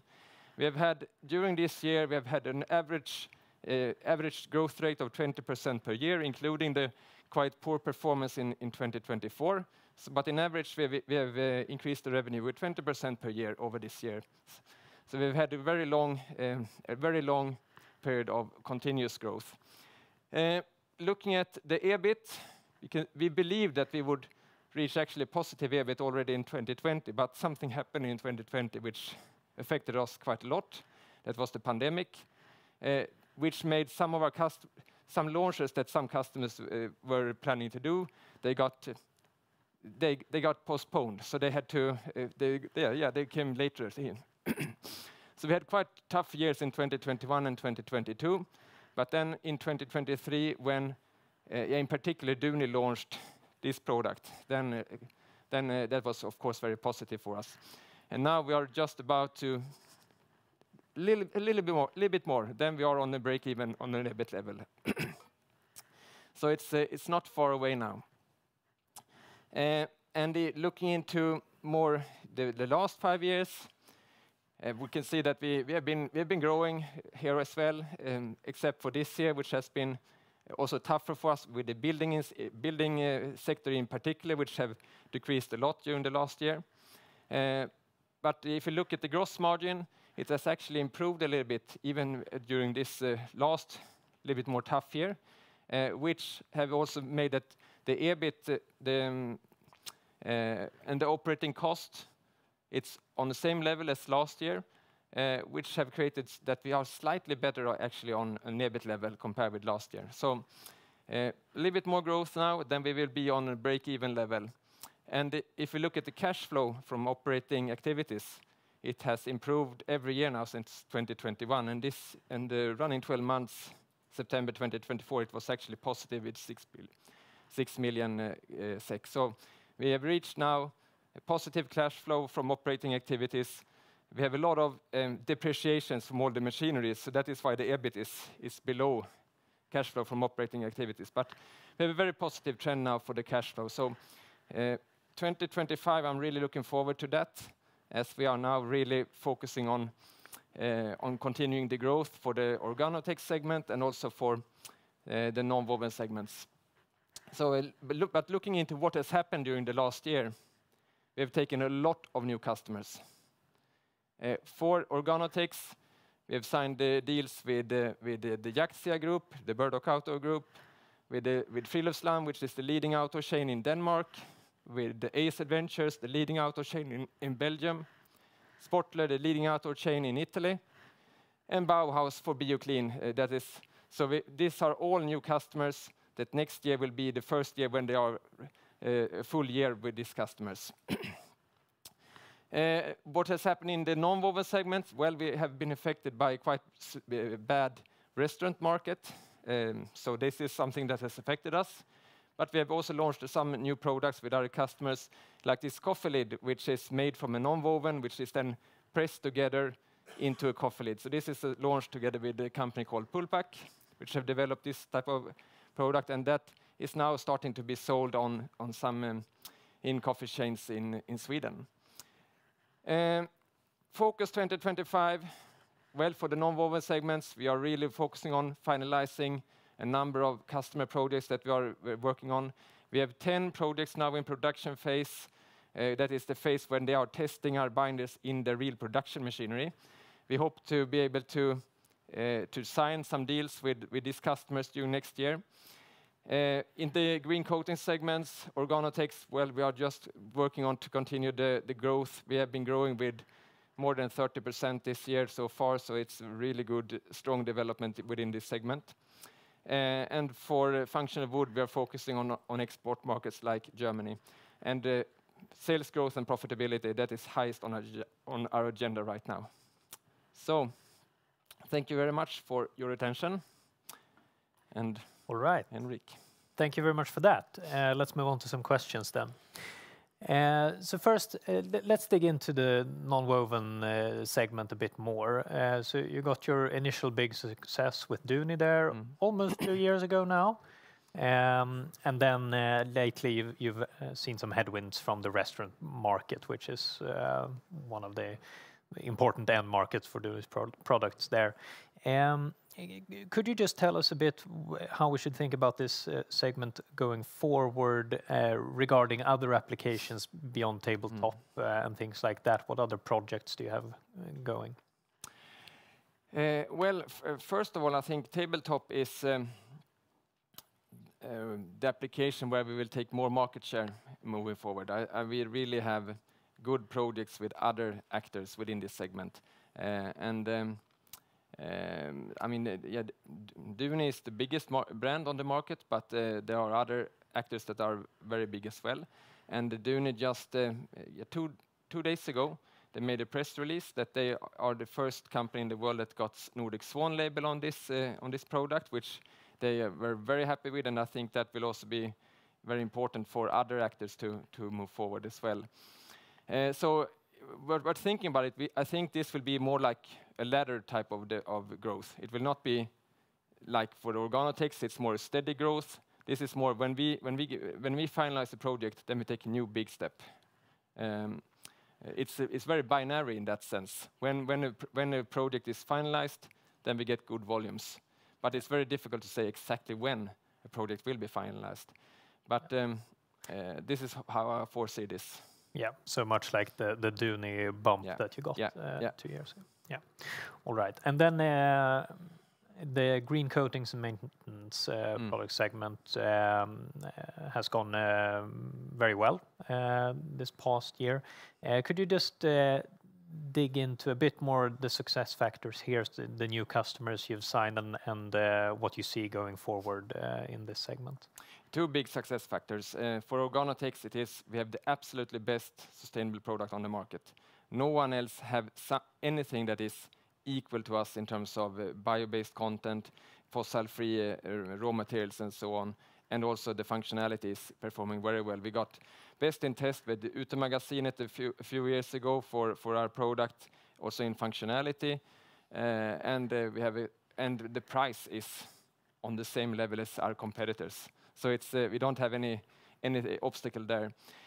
So that is one of the success factors. The other one, we have a great sales team, really passionate salespeople that are working super hard to find new retailers, find new distributors, and so on. And everybody, they like us. Our customers like us. That is the simple question in the end. That sounds good.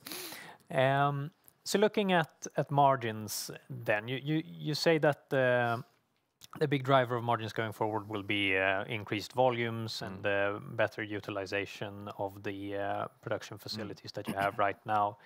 Could you dig into that a bit more? Will it mainly be just leveraging your fixed costs here, or is there anything you can do on the gross margin as well?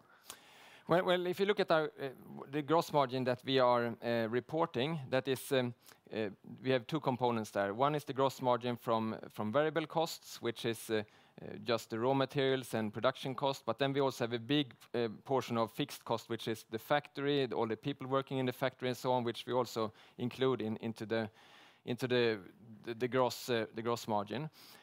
So it's exactly what you say. One big factor for us is to increase the volumes. We are running the factory with 4,000 tons last year. We have a capacity of 20,000 tons. You can imagine when we split out all the fixed cost on four or five times the volume than we sell today.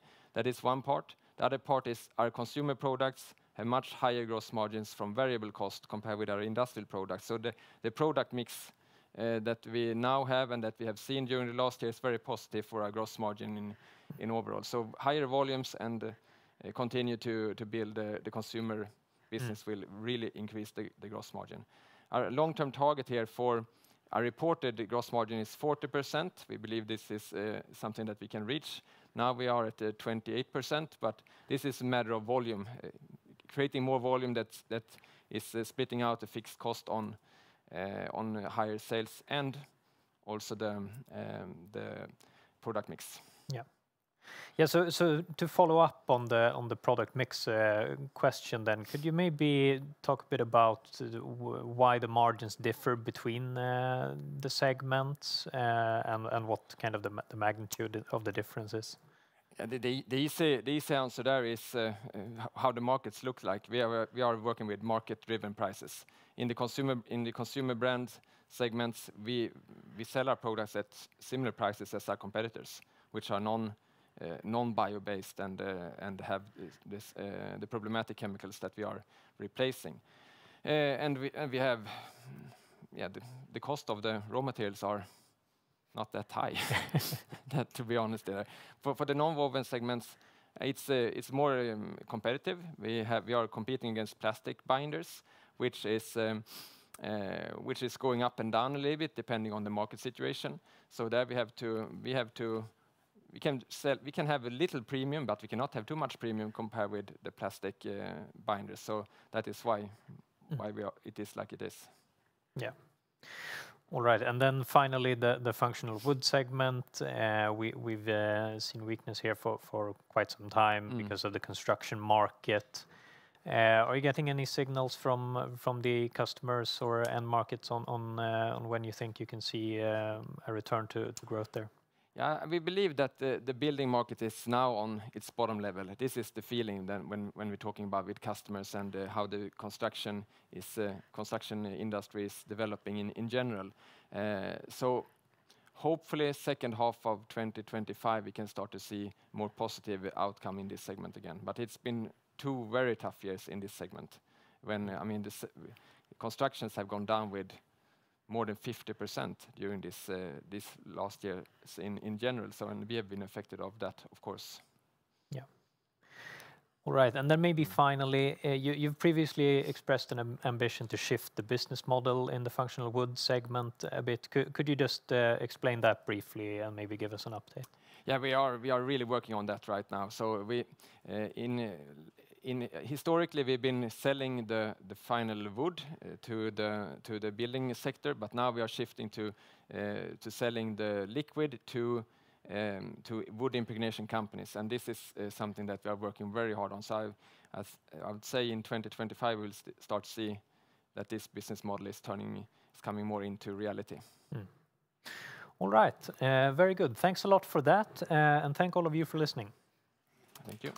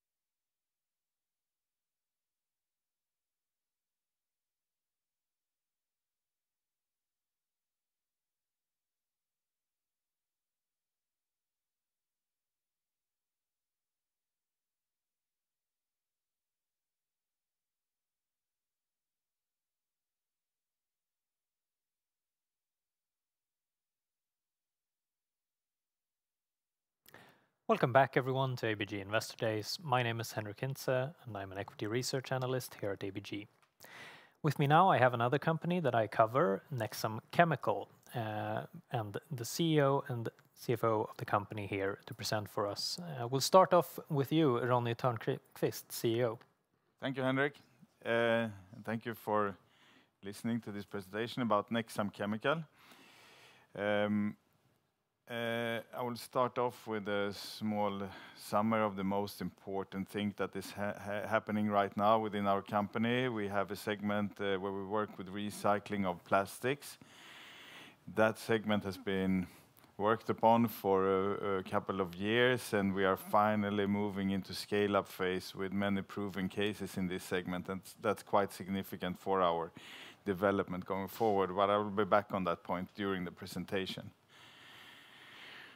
Nexam Chemical in the world, so to say, is working on the future of plastics. We make additives that you add to plastic materials to make them better, higher performant, but also more circular and sustainable. By that, we work on recycling solutions for plastic materials. A lot of the additives that we do develop and produce and sell are patented, and we are working a lot with our IP portfolio. Based on the same fundamental concept of reactive chemistry in combination with plastic materials and some other more passive elements, we make these additives. So you could say that we have a relatively narrow niche portfolio of materials that can improve plastic materials, but they land in very, very wide application fields. So we work on customers that are active in lightweighting, miniaturization, microelectronic segments, and we, on the other hand, work on high temperature applications of composite materials, for example, in jet engines and other advanced applications. And we also have a lot of activities going into renewable energy, in particular wind power, and also are very active then in the handling of waste and recycling of plastic materials.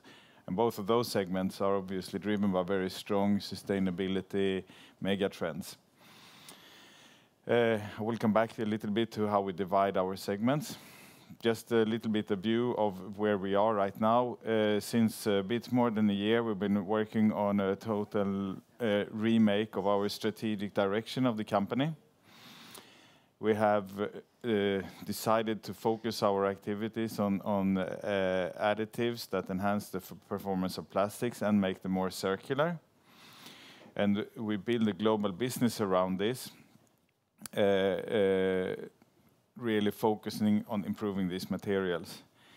We also have set a target to become more profitable and drive a profitable growth over the years to come. And we are becoming, or have become, much more market-oriented. We still have a strong technical base, a lot of R&D and know-how in the company, but it has become even more market-driven, you could say.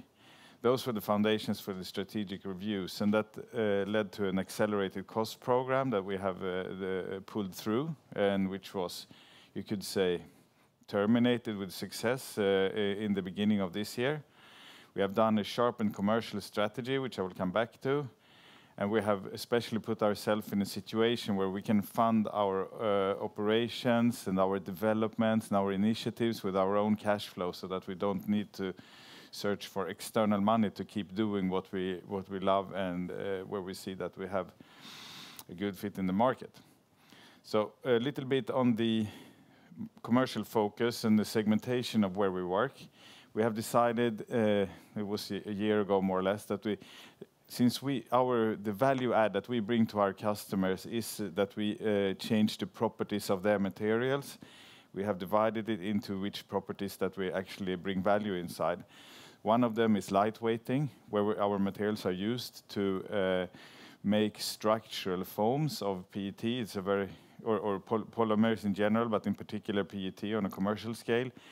that is used as a structural material to lower weight and improve performance of systems. The major application today is in the wings of wind power units, but there are many other applications in that field. Another segment where we have world-leading, really niche products is that we make additives that can take the most temperature resistance plastic that they can be made by man, so to say, and pull them even higher in their temperature resistance. So, for example, in jet engines and very hot microelectronics, we can push the borderline of where to use plastics from maybe 300 degrees centigrades continuous use temperatures to 350 degrees centigrades, and that opens up a lot of application fields, both in electronics and in especially aircraft engines.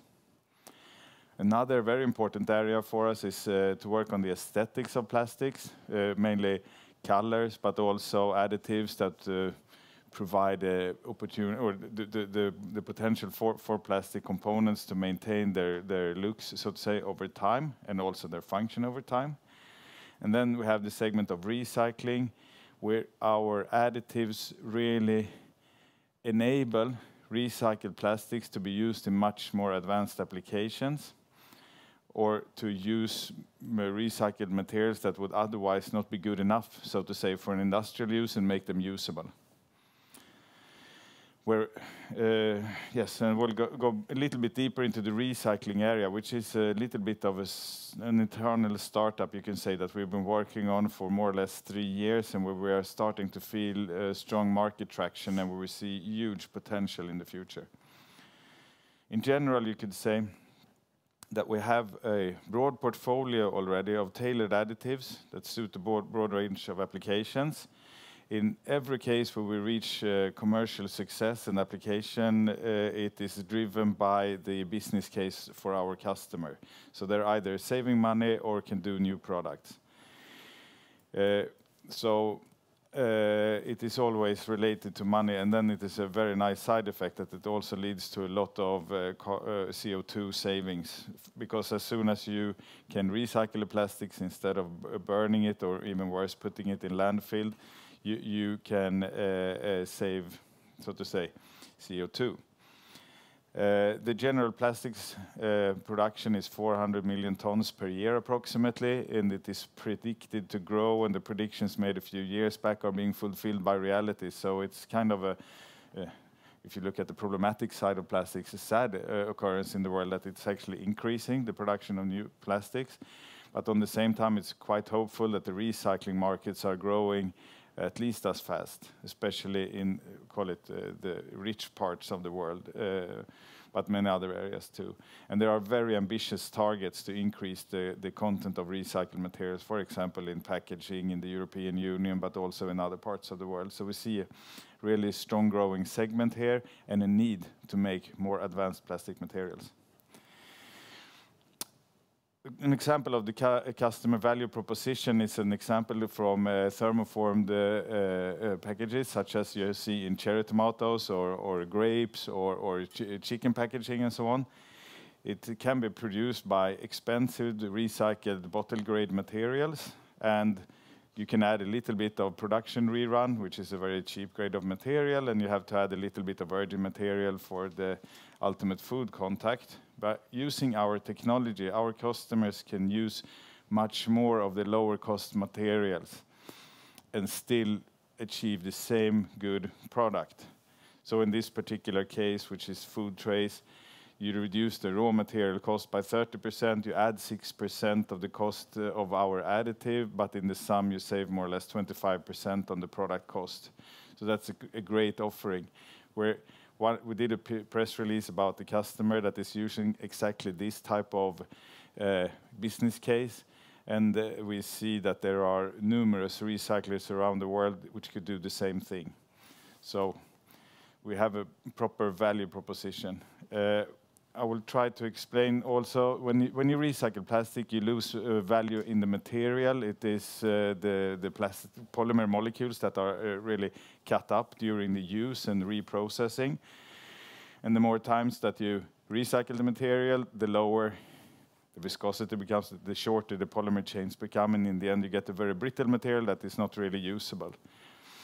We have the Torino University has done an in-depth study on this and managed to, so to say, mimic the recycling processes. And after 9 cycles, you're more or less into half of the viscosity. By using our active ingredients that tie the molecule up again inside the recycling step, you get back to a value which is in level with the 4th recycling cycle. And it's easy to think that if you put this into every recycling cycle, you will stay very, very high level material. So the number of recycling loops that the material can live through becomes much, much higher. So instead of just maximum 4 times recyclable or something like this, we can increase that to maybe 40. And that's the physical effect. Global plastic production, 400 million tons, approximately. About 10% of that is recycled or bio-based material or chemically recycled plastics, but the majority of the recycling is mechanical recycling, which means sorting, shredding, remelting, and use it as a new raw material. The rate is, of course, too low, but it's interesting to note that the products where we have good additives and solutions actually apply to more or less 50% of the global volume here. So the growth potential is enormous for this. And we really need to work on, let's say, the next level of technical height of these recycled plastics so that it can be used in more applications. But now we go back then to our business update, a little bit of the financial side, and I leave the word to my colleague Marcus for a few words on that. Thanks, Ronnie. I will show you some numbers and give some guidance about numbers, where we are, and where a little bit also where we expect to be in the future going forward. Roughly, we have a quarterly sales of 50 million SEK. The third quarter is a little bit vacation period, so that's we ended up at 44. We have a margin of 47%. That's the best so far. We had an EBITDA of roughly 1.2 million SEK. And our cash flow is really now on a stable level. And I will talk about the net cash flow. So that's really been a focus area for the last 1 or 2 years. That we can fund our own operations, but also our investments for the future. For the R&D people, the business development, and also CapEx. We got some significant orders that we will deliver on for the coming year. We've been what Ronnie just mentioned, in the high temperature area. That is come with the aircraft and aircraft engines. We are also starting to more focus on Central Europe. We employed a new sales manager, a new business manager, and he will be located in Germany. That is still a little bit of green field for us, to be honest. And Germany is a really big market, and of course the country is very close to it. We have during the last 2 years working on margin improvements. We have doing insourcing, efficiency work, but also to really go into the details on every single product that we produce and see if you can make it cheaper, but still have the same property or do it in a different way. So at the moment we are at 47%. That's pretty much on a stable level for us now. We will be somewhere between the range of 45 to just above 50. Here is how the cash flow has changed during the last 2 years. This is for quarter 1 to quarter 3, and as you can see, we are very close to have a net cash flow now of 0. And here is another thing, because looking at our financial numbers, they seem that we are on a very stable level. It doesn't happen so much, to be honest. We have been on 50 now for the past 2 years, but actually we've had some the wind market. That is what you see, this light blue, whatever it's called. It's been going down, but we have actually taken market shares within that segment. And 2 years ago, we had only working with 3 customers. Now we're more or less working with all customers that is in this wind market. And also we can see that finally, we have to say we are a little bit, always a little bit frustrated that that recycling doesn't really pick up, but it really now starts to pick up. And I guess Ronnie will come back to that, because that will be the future. And I guess you heard a presentation from the OrganoClick. We are very much in the on the same here when it comes to scalability. We at the moment we can actually double our sales or even more, and without investing more.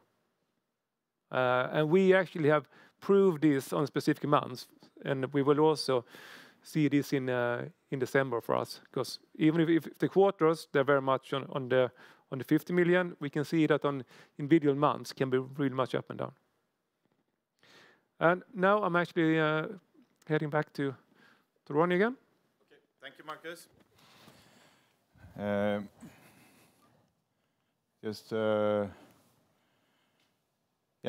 So in summary, we expect to remain on this high gross margin level, and with growth, we have actually grown quite a lot, you could say, over the last year, but we have also had a weakness in the wind market. When that one picks up again, it will be quite good for us.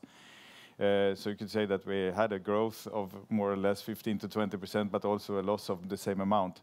But we continue to hit really hard on the growth factors for us, which is in our case customer presence, be out there on the market, work together with our customers, and develop new applications, which we have done then successfully, but the result is unfortunately flat, but we continue to do so, and we see that the markets are bottoming out, so we expect growth going forward. This is a view on how our product segments look like, and we'd like to develop a little bit of that. More or less half of the sales volume is in aesthetics. It's a base business. It's quite stable. It's on our home markets in the Nordic countries and in Eastern Europe, because we have locations in Hungary and Poland also in this area, and it's a really good base business for us. And then we have these segments of high temperature and low light weighting, which are a growth engine. We provide innovation, driving those businesses forward, and we are gaining market shares within them all the time, and they provide a lot of opportunity, and that has been the basis for the past growth in Nexam. But now with recycling, this is becoming it's moving from a startup to a scale-up case. It's about 4% of the sales right now, but it is growing fast, and we see that there is a lot of opportunities there. And we have solutions for 50% of the plastics out there, and we think that we are, even though we are funding it by our own earnings and so on, we see here that this is something which could be compared to really speculative companies that are active in this field. So we are, you could call it defensive, safe, but a stable investment, but we also provide an element of extreme opportunity also inside that total case, so to say. Just coming back a little bit, because there were some investor feedback on what we have in the pipeline. We don't speak about in specific terms about potential opportunities and these kind of things, but we work a lot through a long chain of events, and when something becomes launched into production, we talk about it. But I can assure you that we have a lot of things going on. Now I see that we are approaching our time limit here, so I will just touch on that we are in a turnaround situation. We see growth ahead of us. We are active on growing markets in both the fields of recycling, and over a long period seen the wind energy market is also strongly growing, as well as the high temperature segment. And I own a fair part of Nexam shares myself and everybody else in the management, and this is because we believe in the case. So we have very ambitious plans, and we have found a new stable level where we can fund our own investments, so to say. So with that, I would like to thank you for listening to our message and go over to the questions and answers together with you, Henrik. Yes, thanks a lot for that, Ronnie. So maybe first on margins then. You say that your gross margin is now at a good level, and I agree. So from here, what's going to drive the margin, and what are reasonable, EBIT level margins for a company of your type to achieve? I'll start then, Marcus. I think we have reached, like Marcus said, we are in a level where we can see that in this range, 45 to 52, somewhere there is our natural habitat in terms of margins, looking at the type of customers we have and the type of products we have. Some are much higher, of course, single product, but some are much lower also. And this is a kind of product mix that we can stay in. We have had some mishaps on that. But I think this is if you look even 10 years going forward, this is where we can be. Even if we grow to become a billion turnover company, so to say, we can still maintain that type of margin. And what was the second question? And then on the... that was the EBIT. Yeah, on the EBIT and how much it falls down. Right now, if we have about 35% of whatever additional sales we achieve. So if we would double the sales, which we have the capacity to do, we would approach 20, so that could be a long-term, really far out there objective to achieve. And I think that we will, any quarter soon, we will go through the EBIT 0 level and start to build a positive EBIT development. Yeah. Okay. Very good. Or anything to add on that? No, absolutely. Yeah. So we are really we haven't really communicated any financial goals. We had one actually. That was to survive on our own money, but also to not only just survive, but also fund our own investment activities. Because that's what we do. That's actually significant amounts that we put in the business development, product development every single year. Now we fund it ourselves. Yeah. That was our first financial target, to be honest. Yeah. And our target is obviously growth as quick as possible in order to hit through the next wall, which is 60 million per quarter, because then we will be positive on the bottom line, right? Yeah, absolutely. And then continue from there going forward. All right. You mentioned the specific case of the recycling business where you see 25% cost savings for your customers. Does that mean that you think that over time you could raise the price? There is some kind of limit there, isn't it, Henrik? It needs to be an interesting business case. There is always reasons to remain competitive because the dynamics doesn't remain the same, There is always new materials coming on the market and so on. I think that our margins for that particular product are actually quite good. They're above our average, and I think we need to be more or less there where we are to have a really strong business case for the customer. So it's good business for us and for them. Okay.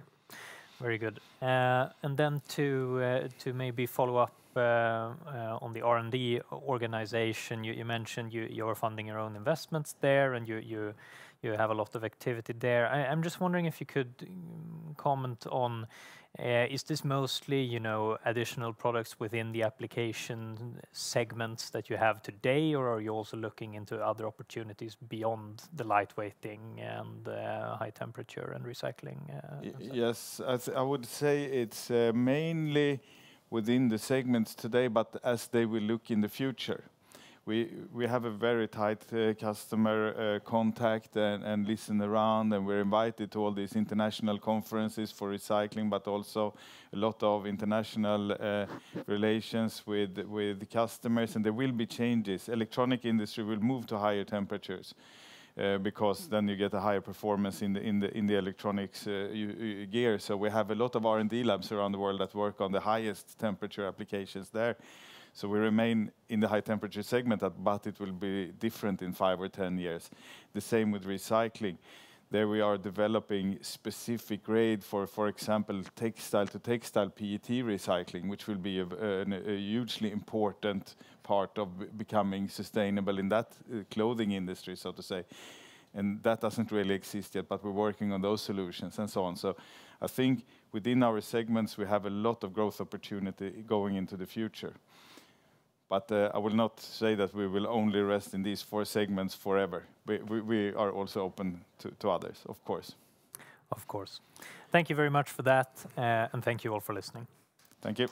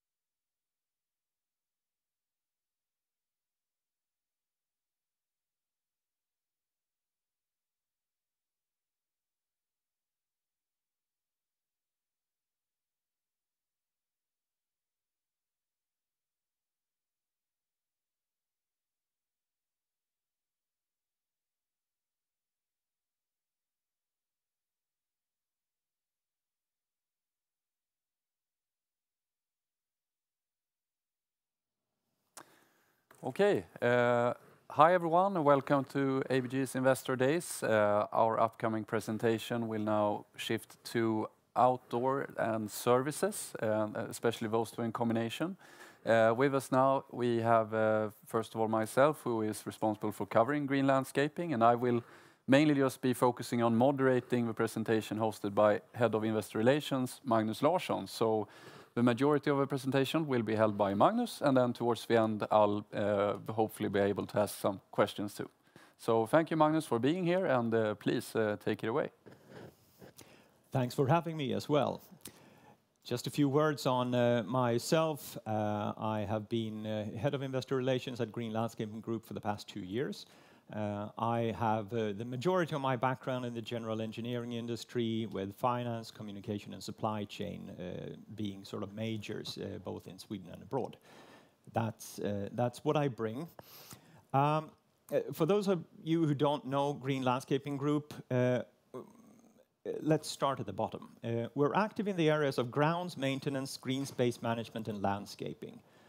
It's urban areas, outdoor areas in cities. That's where we are active. And we are a home for entrepreneurs, meaning that we consist of 50+ subsidiaries that work independently of each other. A quick glance on our financial performance. We are a relatively young company. Our first, or our oldest subsidiary was founded in 1952, but Green Landscaping Group, as a group, was founded in 2009, 10, something like that. And you look at the financial performance over the years, and you can you don't get the answers, but you get two clear questions. One is that we did something wrong in the first half of our history, and we did something right thereafter. And I'm going to tell you what in just a second. And that is going to be divided into our investment case. These three pillars rest on is the bed of our investment case, and the reason for the turnaround in the financial performance some 7, 8, 9 years back. We are active on a very attractive market, contrary to what you might believe, in urban areas, urban outdoor areas. We have a fit-for-purpose business model that we have acquired the hard way, and we are good at M&A. We're very good at that. And these three combined make us what we are today, and why we're good. So let's have a look at the market. We have a good and steady growth with low cyclical characteristics. That's sort of what the market is. It's large and highly fragmented, and it's exposed to favorable megatrends. And contrary also to what you believe, we have some notable entry barriers. It's not your usual suspects, but they are there as well. So let me spend a couple of minutes on this. Now, this statistics comes from the Swedish municipalities' operating costs and on our addressable market. If you look at the left-hand side, you can see that for the past 10, 12, 13 years or so, the growth has been an annual growth of 4% plus, which is surprisingly strong. And it is surprisingly steady as well, because the world has not really been very stable during these past 15 years or so, but the market seems to be quite unaffected by it. It just grows by those 4%. To the right-hand part is one reason for it as well. It's when you look at the municipality's total operating costs, those are the pillars, and you look at the line, and that's sort of our how much they spend on our markets, which is a very, very small share of it, meaning that if they move around in their cost base, if they need to save on something, the money is not on our part. It's just there. So So there it is. So how come it can grow these 4%? Well, I'll get to that in a minute. As you might expect, the annual addressable market is really, really high in our markets where we are active. It's 350 billion. And we add, as we add markets, meaning add countries in our case, that's just growing. And how come it's so big? Well, as soon as you have a city, well, that's when we have a potential market. Now, how come the 4% then? Well, we've got a couple of reasons for it. One is the population growth, and the other is the urbanization. Together, they are about 1.5%, which may not sound like much, but it's remarkably steady. It's just that, okay, we get the population grows, and it moves into the cities as well. So year by year, yeah, it's just there. Whatever else happens in the world, it just seems to be sort of a bedrock of 1.5% that our market grows. Now, adding to that, there has been, over the past decades, a very clear trend of increased safety, security, and attractiveness of outdoor areas. Pretty well described in this picture as well. To your left, you see a playground in the 1990s, and to your right, you see it this year. Of course, worlds apart. You do the same thing, but the attractiveness, the safety, yeah, it's a very big difference. Obviously, erecting a new park, playing ground, that is more costly as well. It requires a lot more effort, but also to maintain it as well. So this is a trend. Yes, it is a mega trend that we have seen. Also, in our parks, for instance, both the demands for it to be attractive to walk in, but also safe and secure to be in as well, in terms of lighting, in terms of whatever it is, that too adds to it. Now, the third mega trend is coping with effects of climate change. And yes, this is a trend that mostly is still ahead of us. We are already affected by it. I think we all know that as citizens, but we see it also in our numbers in two different ways. It's an increasing demand for ad hoc occurrences, we write here, responding to incidents, meaning that if we have a heat wave or flooding or a snowstorm or something, yeah, the snow needs to be removed, the water you need to correct whatever it has damaged, etc. But also we see the preventive initiatives and the maintenance that come with it. And this, we believe, is largely ahead of us. But combined, the coping with the effects of climate change, the population growth, and the safe and secure outdoor areas. Yeah, that's why the market grows by those 4%. And these trends are not moving anywhere. If anything, yeah, this last one is going to be of increasing importance. Now about the entry barriers as well. The work that we conduct is not, it's not rocket science. It's not immensely difficult in any sort of traditional way. We don't have patents on any inventions or anything like that that sort of protect us in this way. We don't have economies of scale really either, but we do have something else. The market is exceptionally fragmented and local. Now, the customers are the ones that own the outdoor environments, obviously. Mostly public customers, municipalities mostly, and some real estate owners as well. Now, by default, the municipality is local. It's just where it is.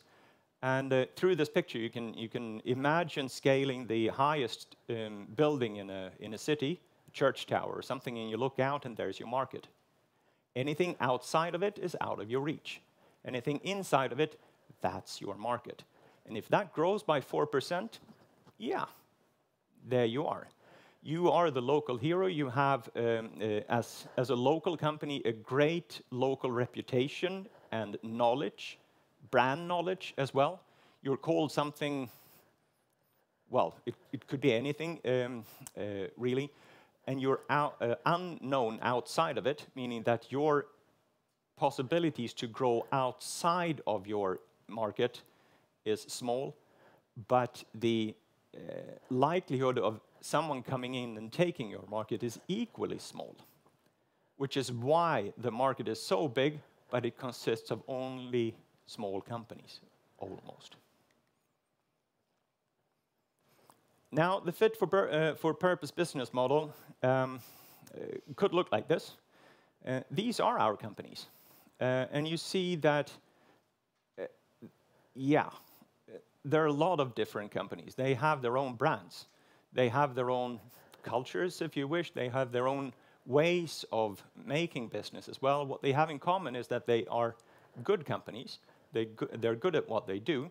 They serve the local customers in their way, and they have found a way to act on that market. Usually have been there for a long time as well. Now, in the beginning of our history, we tried to consolidate the market and sort of consolidate the companies that we acquired under the umbrella Green Landscaping Group. That did not work very well at all, and you saw that from the financial performance picture. So after a couple of years, we found out that, okay, this market, it's not the way to go to the market. You need to be local. You need to have that local entrepreneurship to be able to move around and to know your customer as well, which is why we sort of made a really bold and heavy lifting move from a centralized model to a decentralized model. And the financial performance picture as well, that's sort of the divider, and that's when it all clicked, sort of when we started to perform really well. And this picture, you can see to your right-hand side, we have plotted all our companies. And you see from the vertical side that, yeah, it differs in profitability. You see on the horizontal side that almost all of them are small. Yeah, they're representative of the market as well. You see a green line. Hopefully, if you're in the audience, it might be difficult, but it's there as well. That's the industry average of just shy of 5%, some 4 or 5% of EBIT margin. Now, we, as you might remember from the picture, we've gone from very low single digit up till 8.5, where we are now, and on an upwards trend as well. So yes, we have a lot of companies that we can learn from, but it's also so that we can that we know that it's good to buy a good company instead of a bad one. The proven M&A strategy could be summarized like this. We will buy the same companies or try to invest in the same companies and tie the same companies to our group tomorrow as we have done today and in our recent past as well. Meaning someone that is already top tier, that has found their thing, their niche on the local market. It needs to be a cultural fit. We need to, they need to be decent people making decent returns in a decent way. That's sort of, it's a catchphrase that we've sort of borrowed from somewhere that we really like. So we have a lot of people that meet the potential candidates to try to get to know them culturally, personally, and understand if they would like it being part of us as well. It needs to be a strategic fit, meaning that, yeah, we are what we are. We are a niche compounder in this way, meaning that the outdoor areas, the green space management, the landscaping, yeah, that's where you need to be active, really. What will change is the geographies. We will widen our net. We will continue to be aggressive in Germany, Austria, and Switzerland. That's the DACH areas with with Munich as a node that we have since last year. We're active in the Baltics, and we're opportunistic in the Nordics, which is our home market. So we will seize on the opportunities that will come there, although we are focusing most of our efforts into the DACH area. We're looking at closing some 8 to 10 transactions, meaning that 8 to 10 companies join us on a yearly basis, considering both the leverage that we have and our ability to both attract them, the companies, and to welcome them in an orderly way into our group as well. So this is it, and by that I leave it to Carl and you to ask questions. Thank you, Magnus. The first one is just on the focus on regions of where you acquire the companies. So can you explain the rationale and why you made this decision a couple of years ago to start actually looking into the DACH region, why you are doing it at the moment? So why pursue this new region compared to doing 8 to 10 acquisitions in Sweden, for example? Yes, we've found the recipe for this market, we believe. We don't have much of an industrial competitor, meaning someone doing the same thing as we do. We have a few of them, but we'd like to see ourselves as the European champion in a couple of years. We are well on our way, we think, and in going with that aspiration, yeah, the DACH region is really a centerpiece of what you need to do when you're a Nordic company, and we've already been there. That is one reason. The second is also we had a really deep look at the market before we decided to enter it, to see if it sort of met the same characteristics in that region as in other regions as well. So, and yeah, all the boxes were ticked as well, meaning that, yeah, the market was fragmented there as well. It was not consolidated, but we believe that with our model, yeah, we could really make a difference. Yeah, that's why we did it the way we did.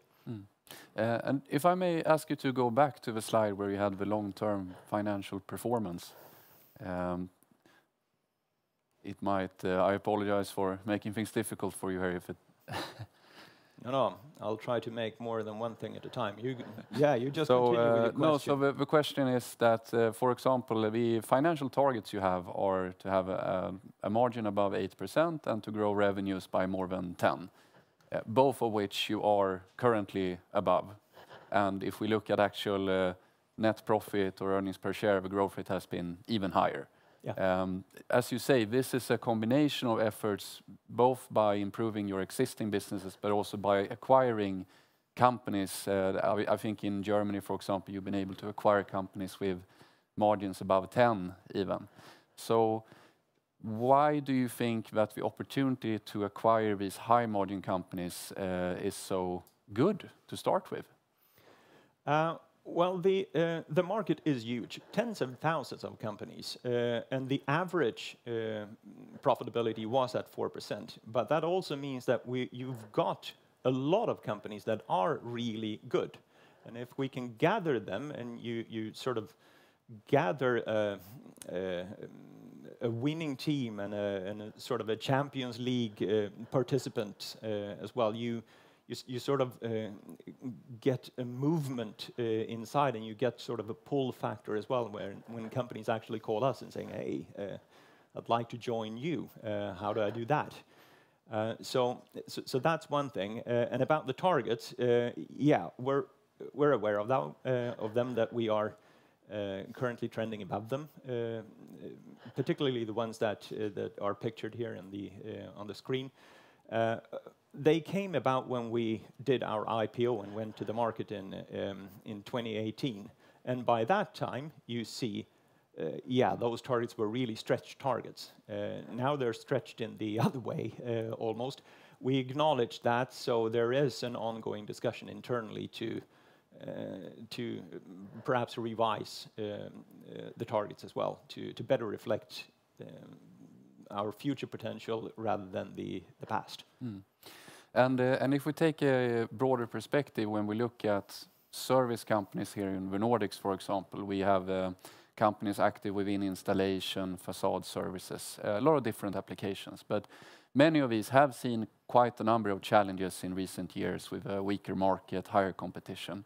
And yet, as you pointed out, you've been able to still grow organically in line with your kind of market assessment of 3 to 5%. So why do you think that perhaps your market is a bit more resilient, and that perhaps your businesses have been able to manage the situation a bit better than in other niches when we look at? Yeah, in theory, it actually should be more resilient. Going back to the megatrends that I just discussed, with the population growth, with the climate part, with the safety, security of outdoor areas. And myself and the CEO are arguably the only ones in the company that sort of looked forward to a downturn or some harsh times in order for us to be able to prove that theory in practice as well. And yes, the market and the service market that you point at have seen some fairly rough seas for the past year and a half, which is not really visible in our numbers. If you ask our MDs, things are really tough. But if you look at the numbers and the top lines and the bottom lines, we sort of see that the profitability has sort of flattened out a little bit, but not gone down, or just a tad, or something like that. So so far so good, and we're pretty confident that we can sort of, once we get out of this downturn in whatever time it takes, and looking back, we should be able to prove that we've done some good things as well. That's one thing. And the second is that if you gather the best companies in the group as well, that means that they're not only they're profitable for a reason. They treat their people really well. They treat their customers well. They are typically the favorites of the customers as well. And if the customer has got 2, 3, 4 different suppliers, and times get tough, they cut that perhaps to only 2, which of course would be their favorites and the ones that they rely on the most. Which is why, in theory, you should see the good companies sort of move along reasonably well, even though times are tough, and that's exactly what we see. And then another thing is that in general, your businesses don't need too much capital. You don't need to invest that much in a lot of factories and machinery, etc. So when you look at the current market situation and so on, do you see that you can continue to improve your own cash flow generation, i.e. that you have enough firepower internally to continue to achieve that goal that you have of stepping up the acquisition pace and so on? Yes, that's the short answer. And this is another beauty of it.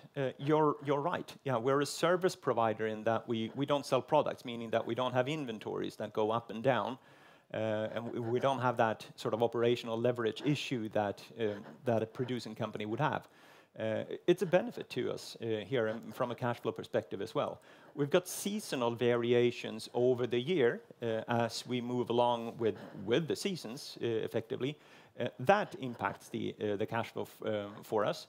But it's reasonably well known on beforehand, a little bit on how the trend will look. And there is no reason to believe that it will change in any material way going forward either. With that, I think our time is running out. So I would like to thank everyone who has been listening, everyone who has been watching. If you have any more questions, feel free to direct them to Magnus as the, again, Head of Investor Relations at Green Landscaping. Of course. Thank you.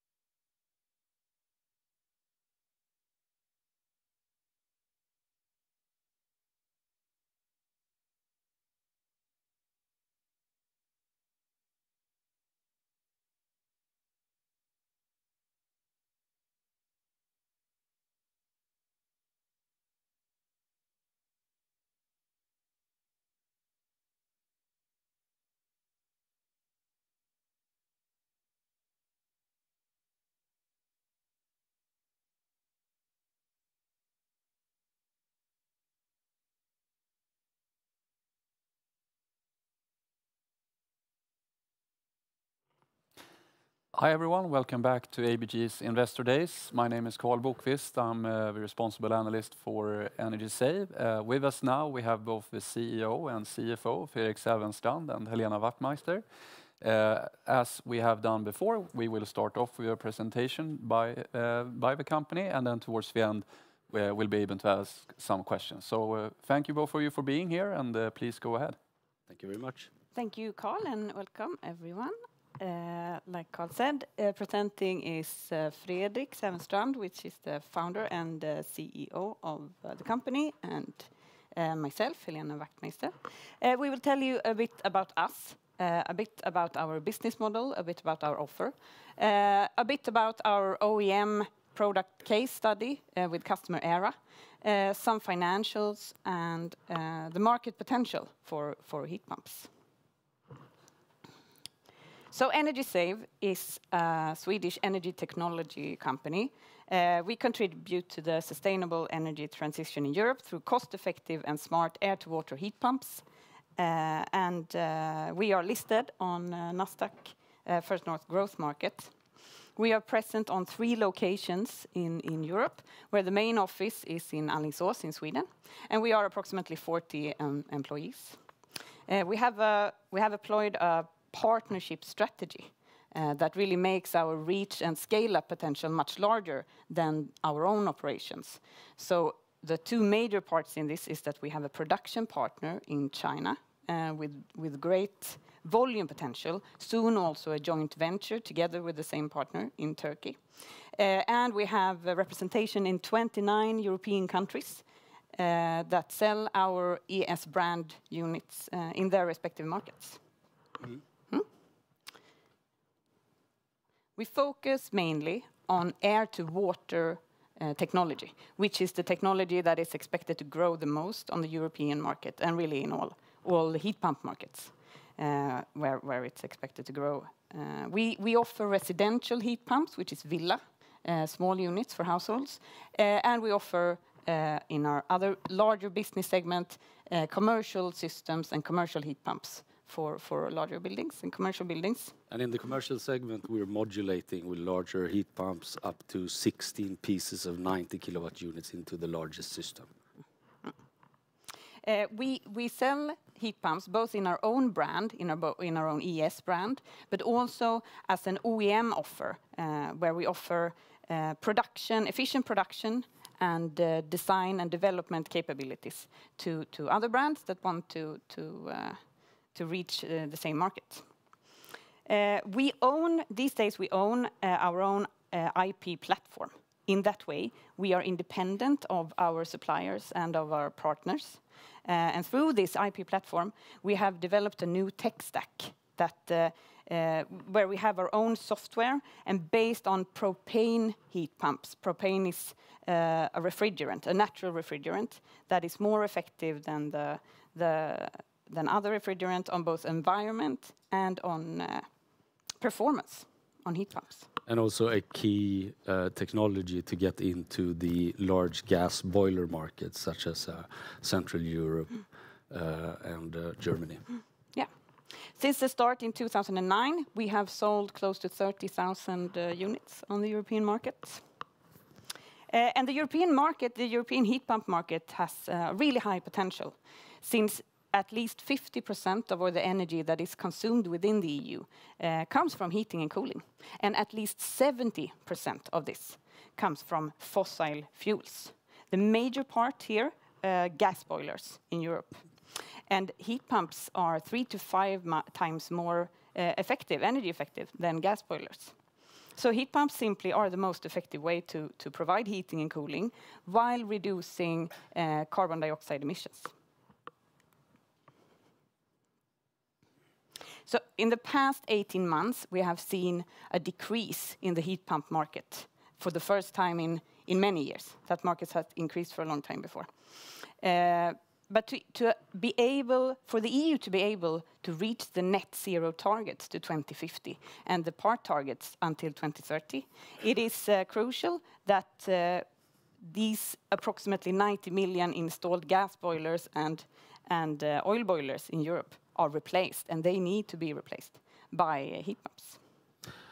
Yeah, and for sure we have had a setback in the market, no doubt, but we can see some positive trends at the moment, slight positive. We have inflation coming down. We have the interest rates that are coming down as well. The price on gas is gradually increasing. Very important, the ratio between electricity and gas pricing. And some important markets have their subsidy schemes in place, such as the UK market and the German market. So we have a clear focus. We focus on launching the new propane platform into key markets where we have not been present before.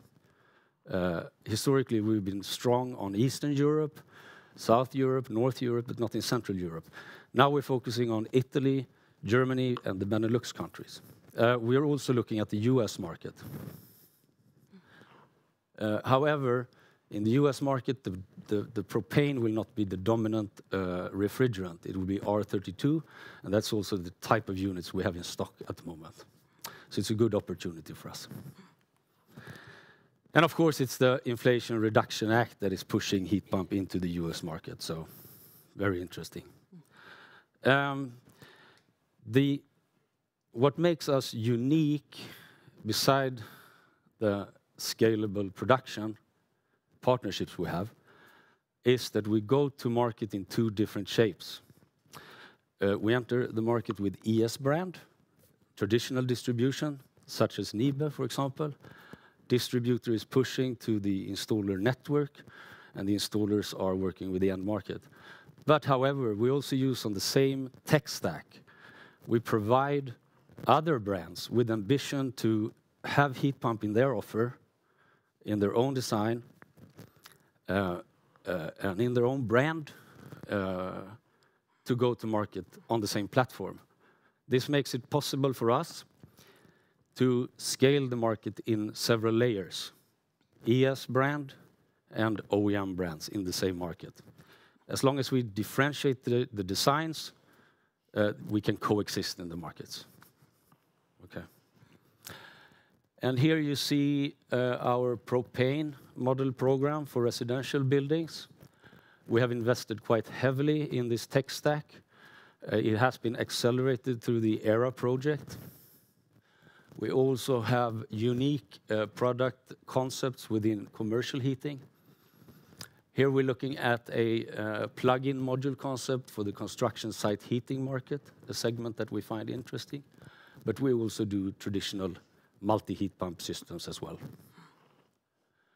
We have, in parallel with developing the hardware, spent lots of time in the last years to develop digital tools that can really speed up the consultant process, the dimensioning process, and the quotation process.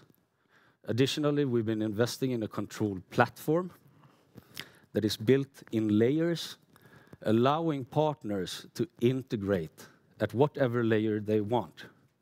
And this is a kind of unique offer that we have that is fairly difficult to find. If you want to build your own brand, you have a decarb venture, ambitious plan, you want heat pumps in the offer, you need a partner that understands what your market needs and has the ability to transfer that into the product platform. Difficult to get from the large famous brands because they want to promote their own brand only, but equally very difficult to set up through partnership in China, which is the other option. Here we play a vital role, and one very successful example of this is the ERA project, where we, based on our tech stack, brought ERA to market in less than 14 months with a premium product in a unique design with a unique digital interface. Of course, we're looking and expecting more such customers to follow.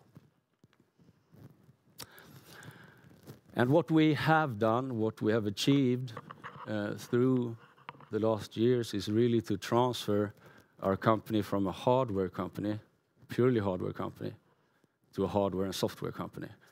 This is important for the OEM business, but it's also important for the ES business.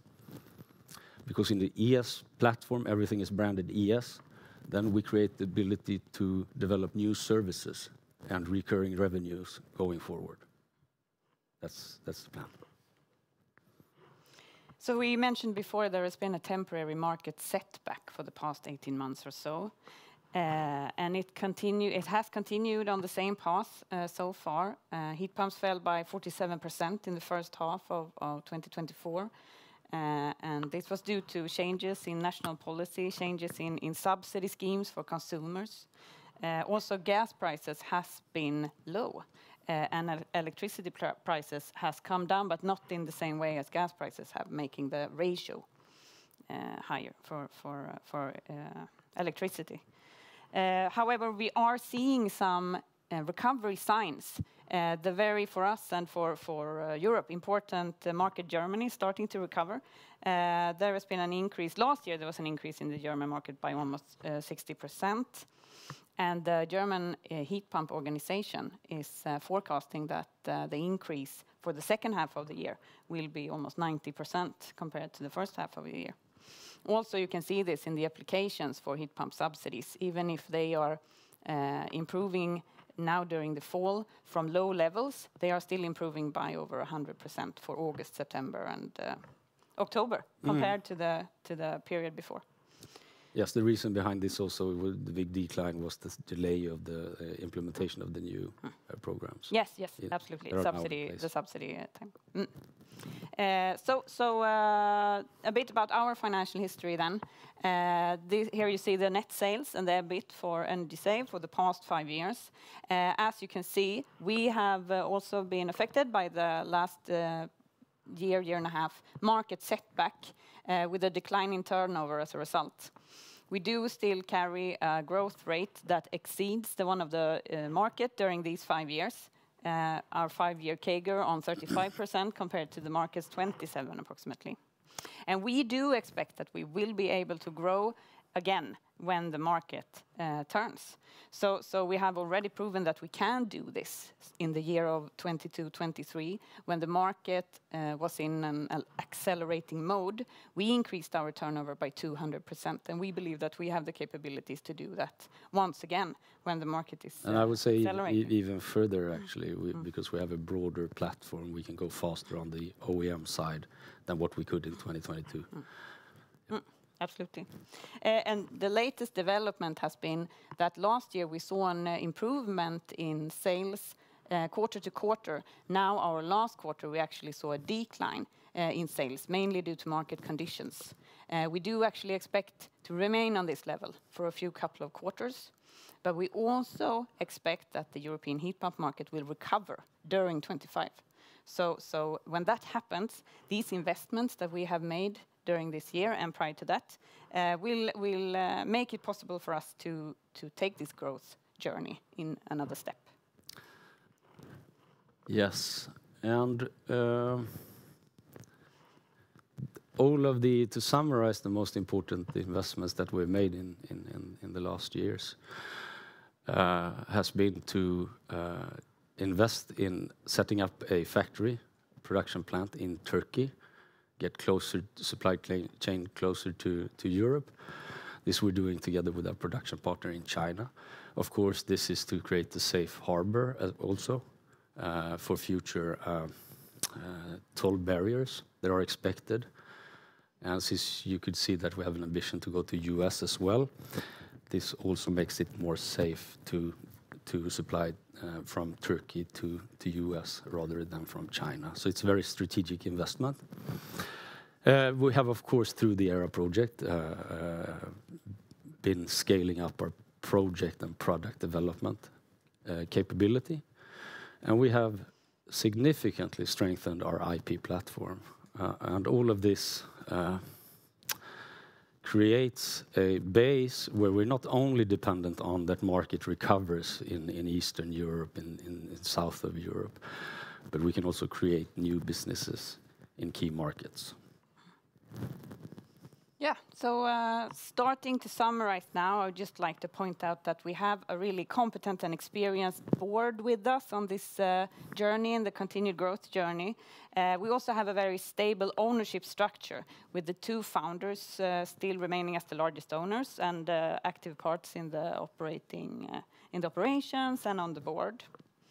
And to summarize, I would like to just point out a few key takeaways that we would like you to take with you from this presentation. Energy Save is acting in a market with major market potential that is created by the green transition. We have a really robust business, and we have a competitive position on this market. We have our own IP. We have a strong product offer that is adapting to the changing market demands. We have a scalable business model through this partnership strategy that we told you a bit about, that has been proven to work and proven to deliver before. Also, we have a rapid delivery capability, both with the dynamic OEM offer to OEM clients, but also with ES units on stock. Thank you. Great. Thank you. So the first question that I have is regarding the ERA partnership. For a couple of quarters now, we've seen really encouraging deliveries to ERA. And could you just remind us and the audience about the contracted revenue potential, how you think this partnership can develop over time? Sure. And also a little bit about, the visibility, the kind of contracted volumes, or like, do you see that, okay, here we have something that we know we will deliver in the next quarter or in a year or so? You mean the visibility in forecasting? Yes. Okay. Many questions in one question. So yeah, I'll let's start with the contract, maybe. Yeah, the contract we communicated in the first 2 years. The cooperation agreement, the license agreement spans over 4 years, but supply agreement in the first 2 years, 200 to 400 million krona. And I think from what we have seen in the recent reports, it's quite clear that we are on track, and I expect this to come in the higher tier of what has been communicated. So that's one part. And then if we go beyond these 200 to 400, how can this contract develop in the future? This we cannot say specifically, but of course we have plans on how to continue cooperation over time, especially since the license agreement is over 4 years. So there is a fairly good possibility of added volumes, I would say, over time. It's also possible to develop that kind of what should you say, not so common partnership, where we're helping them in a way to go to market really quickly, helping them to set up their own factory. But I see more potential upsides than downsides over time, for sure.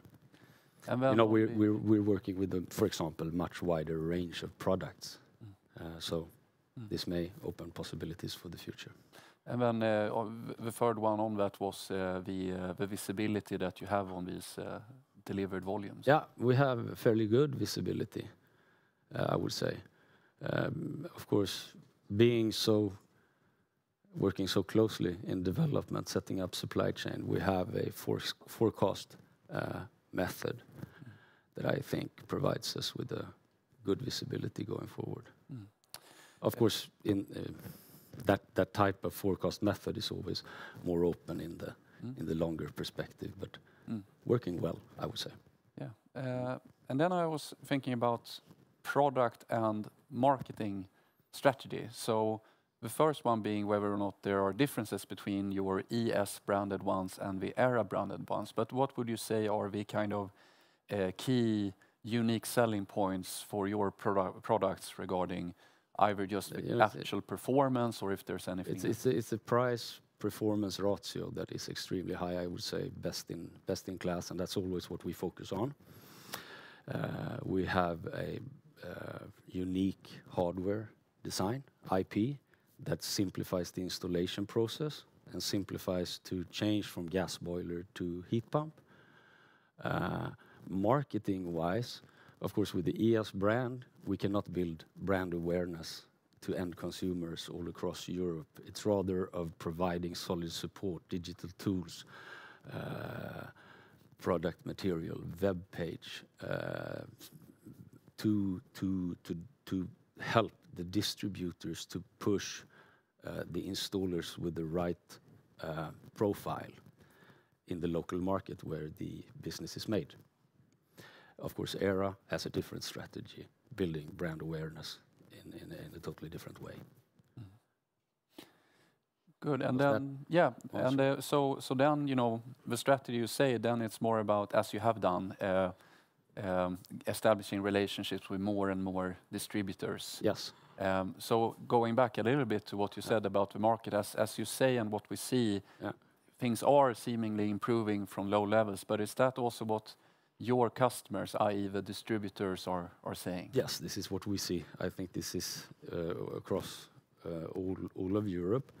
The challenge for us is that where we historically had the largest sales are the markets that have had the toughest. So recovery is going quite slow. Recovery is going faster in some markets, such as the Central European markets, but we haven't had presence in those markets other than through OEM. Now we are successfully, through the propane platform offer, gaining new distributors, both on residential side and on commercial side in these key markets, but they have a kind of ramp up or preparation phase before we can expect sales to pick up. So that's kind of a challenge for us now that on the broad base of Europe, it's still recovering a little bit slow, but we're working hard with what we can do. Understood. And then this might be a question either to just to Helena or to you both. But if we then look a little bit about the financial side, right now you have a net cash balance sheet. So even if the current profitability is negative and you make these investments, you have a balance sheet that can support this. So if we then look further ahead, your financial targets, I believe, are to grow by 20% per year and reach an operating margin of 15%. So what would you say that you can do internally, and what needs to happen externally in order for you to reach those levels? Internally, the answer is really what we have been doing. We need to like Fredrik said, we need to develop our offers to our distributors, find new distributors in these markets where the market is expected to grow the most. This we are doing, and also to evolve our product offer, both on the ES brand, but on the OEM brand, and on the OEM offer as well, to be able to take market share. So this we can control ourselves. And then on the other side, on the external parts, that is the market, well, that's the market recovery. That's dependent on subsidies. That's dependent on EU politicians delivering on the targets that has been set and the goals that has been set. And also on primary energy prices, of course. Yeah. Did I forget something? No, I think you covered it well. We need this, more of a drive back to green transition from EU. But meanwhile, we have a fantastic platform to bring on new clients in these key markets, and a fantastic offer to scale OEMs in Europe. So that's what we're focusing on. And also, meanwhile, we need to, of course, now we've been in an investment phase. We've been product developing at high pace. Now, of course, we need to focus hard on market activities and sales, and have a close eye on our balance sheet until market more broadly recovers at a higher pace again. That's when we get the full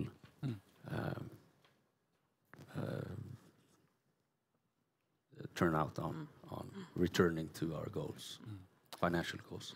Understood. With that, our time is up. So thank you, Fredrik and Helena. Thank you, everyone who has been listening and watching. Thank you very much. Thank you very much.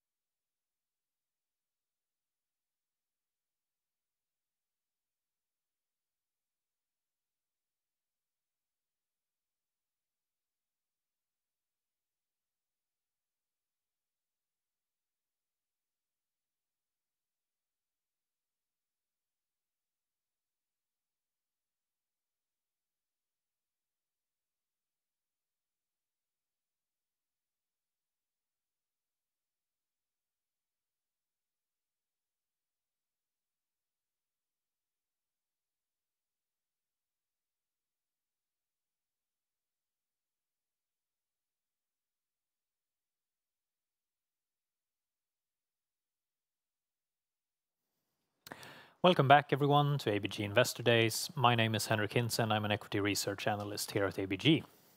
With me now, I have another company that I cover, namely Inission, and their CEO, Fredrik Berghel.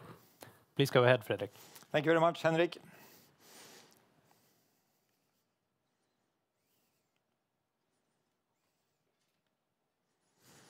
So, my name is Fredrik Berghel. I am the founder and principal owner of Inission. Me and Olle started this company 17 years ago. We are still both active. I am as the CEO and Olle as the chairman. Wrong direction. Sorry. I will give you an introduction to our company, talk a little bit about our acquisition strategy, some Q3 performance, and something about our financial targets. Inission, per now, is both old Inission, EMS contract manufacturing, and also the OEM company Enedo. So we are organized into business areas. We are a strong believer in a value-driven company, and we put quite a bit of effort into educating both old and especially then also new employees of Inission about our core values. So we put all the way from the board to all our employees. We are working quite a bit now to comply with this EU regulation, CSRD. Down in Brussels, they have created a regulatory monster, I can tell you. But we have to comply, and we are putting effort into that. Myself, I think we should really focus on our CO2 footprint. And there, Inission is doing very well. We have very clean factory. A lot of that is electrified. And the last portion that we actually are not able to take out yet, we are compensating for. So we are doing well when it comes to sustainability, and especially environmental sustainability then. So Inission, in brief, we are a contract manufacturer of industrial electronics. And we are in that segment of industrial electronics, which is called high mix, low volume, meaning that we are running comparatively complex products in smaller volumes. So that is what we're doing. And we are organized in 9 factories and 6 companies. And then we have an engineering company in Västerås. As you can see on the map here, we are quite distributed, not being bigger than we are. And we are a strong believer in proximity. We like to be close to our customer. And here you can see our sales split, and it's very much a Nordic company. Half to Sweden, a lot in Norway, and then in Finland, and then only about 10% to the rest of the world. But that is where we have our customer. The products that we produce for our customer, they are distributed worldwide. The company history of Inission is really an acquisition story. We started, as I said, 17 years ago, me and my business partner, and we started in Värmland, Munkfors, and we have acquired about a company per year. One company that is not in this timeline is Inga, a Finnish EMS company that we acquired 13 or a bit of, and we really wanted to merge this company. We made a turnaround out of Inga, and then we tried to merge them, but we never got the rest of the big shareholders, the relative valuation there. So unfortunately, I sold those shares a little bit later, and we made a divestment to the shareholders, and then so I got privately a lot of Inga shares. Unfortunately, I sold them because later on they have really gone through the roof. But we are constantly acquiring company. The latest acquisition we did was a company in Halden, Norway, called Aktier. We did that in January this year. We are a total supplier, in that meaning that we do everything from product development with our own resources, prototypes, industrialization, and then, of course, manufacturing. That is the core of what we're doing. There you will find 95% of the revenue. And then also we have interesting aftermarket projects for Volvo Penta, for example. We are doing their spare parts. And if we would run new parts for Volvo, that would be too big volumes for us. But the spare part project for Volvo, that is exactly where we are. Very, very good example of a niche market for us. We have a fantastic customer portfolio, and we have clear growth potential for sad reasons within defense. We have also electrification increasing rapidly, and also communication, a lot of Internet of Things applications, machines talking to machines. There we have clear growth, even though industry is our biggest and most, of course, important segment here. We are not dependent on one big customer. We have the largest key account is ABB, and they buy from about 10% of Inission EMS portion. But there you will find 7 various ABB companies buying from 4 of our different factories. So we don't really feel that we are dependent in that sense, or too concentrated at any customer. We also really want to make as much to the customer as possible. So we prefer not to ship PCBAs only. We want to do what they call in the business or the industry for box build, ready-made products that we preferably can send directly to the customer's customer and also take care of logistic solutions.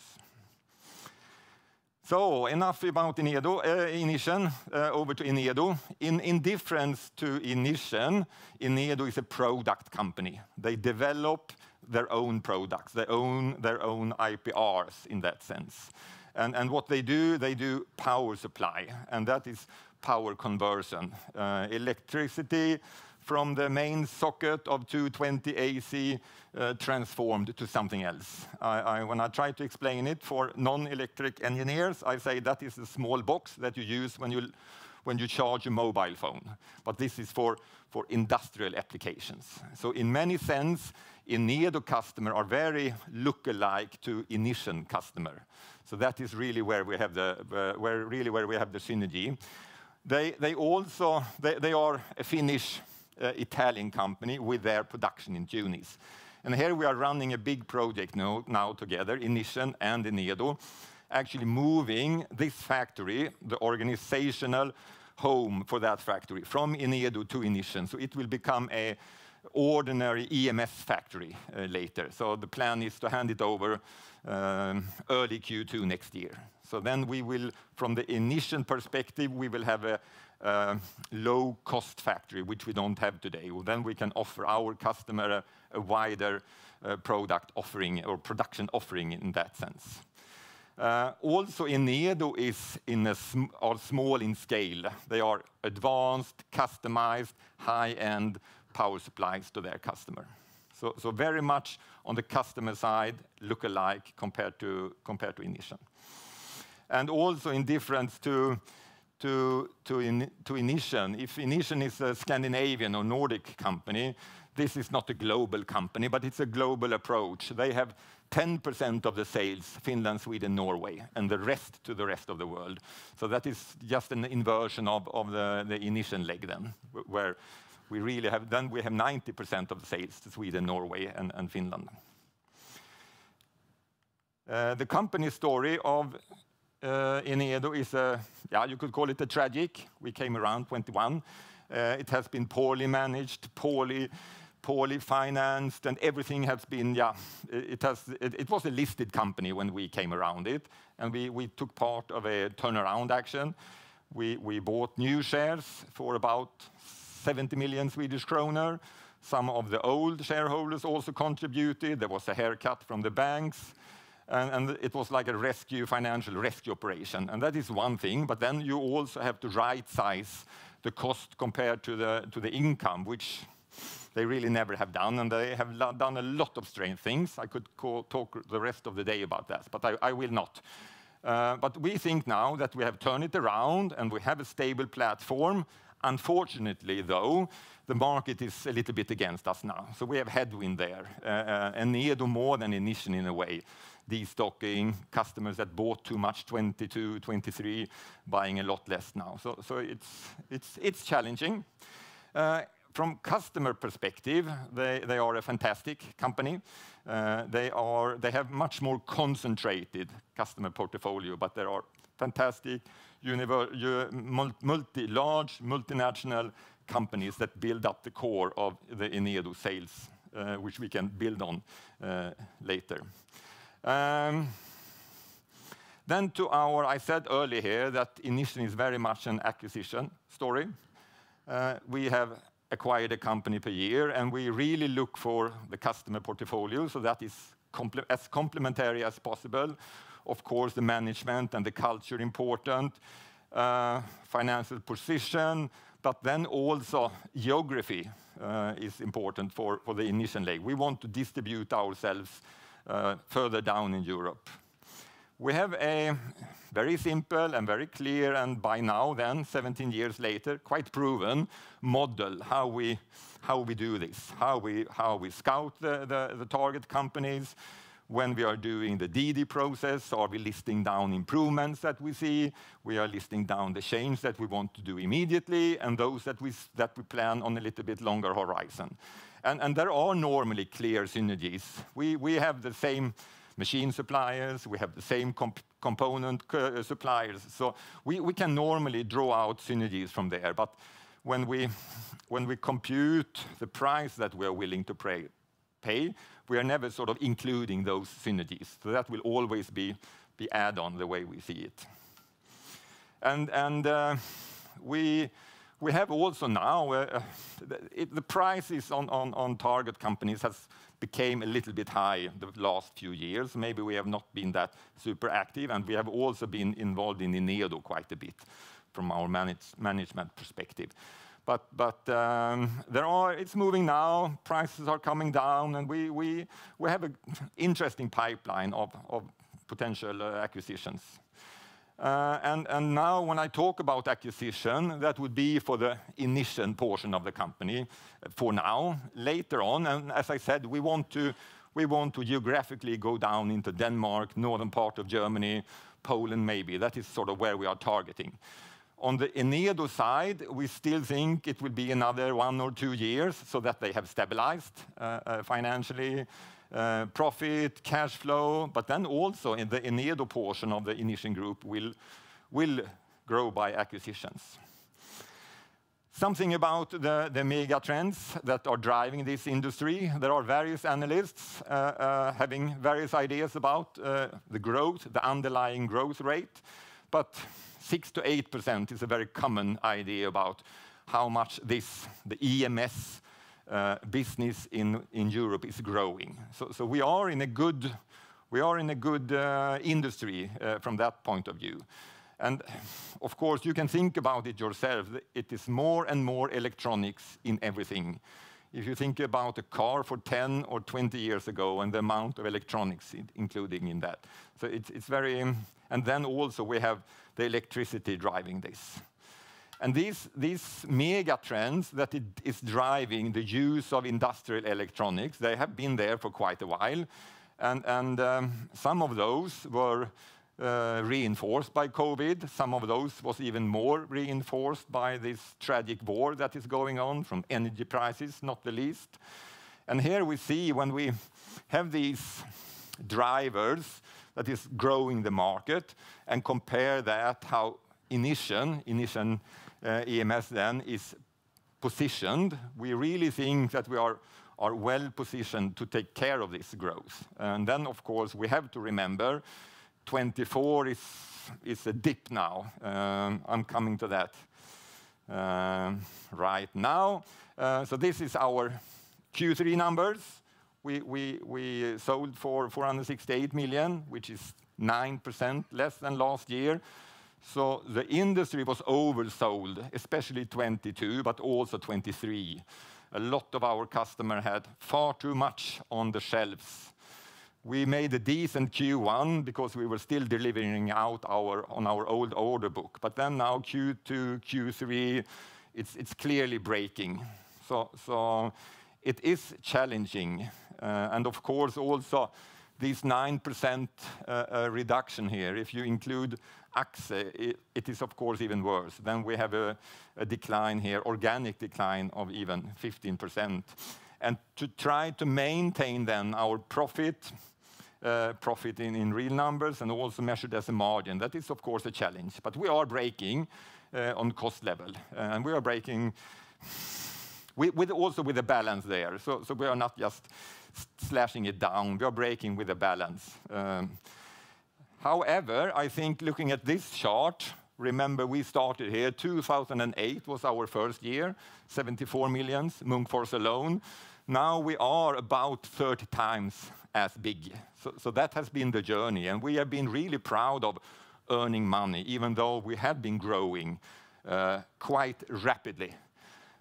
And we have had an EBIT level about 5-ish, and we really have been trying the last few years to have to push it up. And I think 23 sort of proves that if we do it right, step by step, we focus more on organic growth rather than acquired growth, and we have larger units. We do a little bit of more central initiatives. So we actually reached 8-ish in the EMS leg last year. And now we are down to 7-ish year-to-date numbers. But the long trend here we are very proud of. We have a dip there, 21, and that is when we included Enedo in the numbers. So it's more, I see it more as a technical thing. Yeah, here we have the isolated business area Inission then. And here you can see the development. And I think year-to-date numbers and thinking of that we are in a breaking environment for our customer, we are doing it reasonably well. Q1 was, as I said, very good. So year-to-date numbers comes out okay. If we take Q3 alone, of course, it actually dropped down, the margin dropped down here to 6.3%, but still thinking of that is, yeah, I think decent. Enedo then, it is more challenging here to save or cut cost for Enedo so that the profit margin increases, because we have already cut against the bone in the turnaround project. And if we cut more now, it's a little bit about the story, the baby and the bathwater. So we are more careful here, and we think if we can manage to float now on 3-4%-ish EBIT, we will let it be there, and we will not be tougher than that for now, because as I said earlier, we really are a strong believer in the trend here, that industrial electronics is increasing steadily. So the market we are quite convinced that the market will come back. It's not a matter of it will come back or not, it's a matter of when it will come back. So then, about our financial targets, the board of Inission early November decided to revise the targets. So we brought it down from 2.4 in turnover to in between 2.1 and 2.2 when it comes to sales. And we also took down the EBITDA target from 7 to 6. And then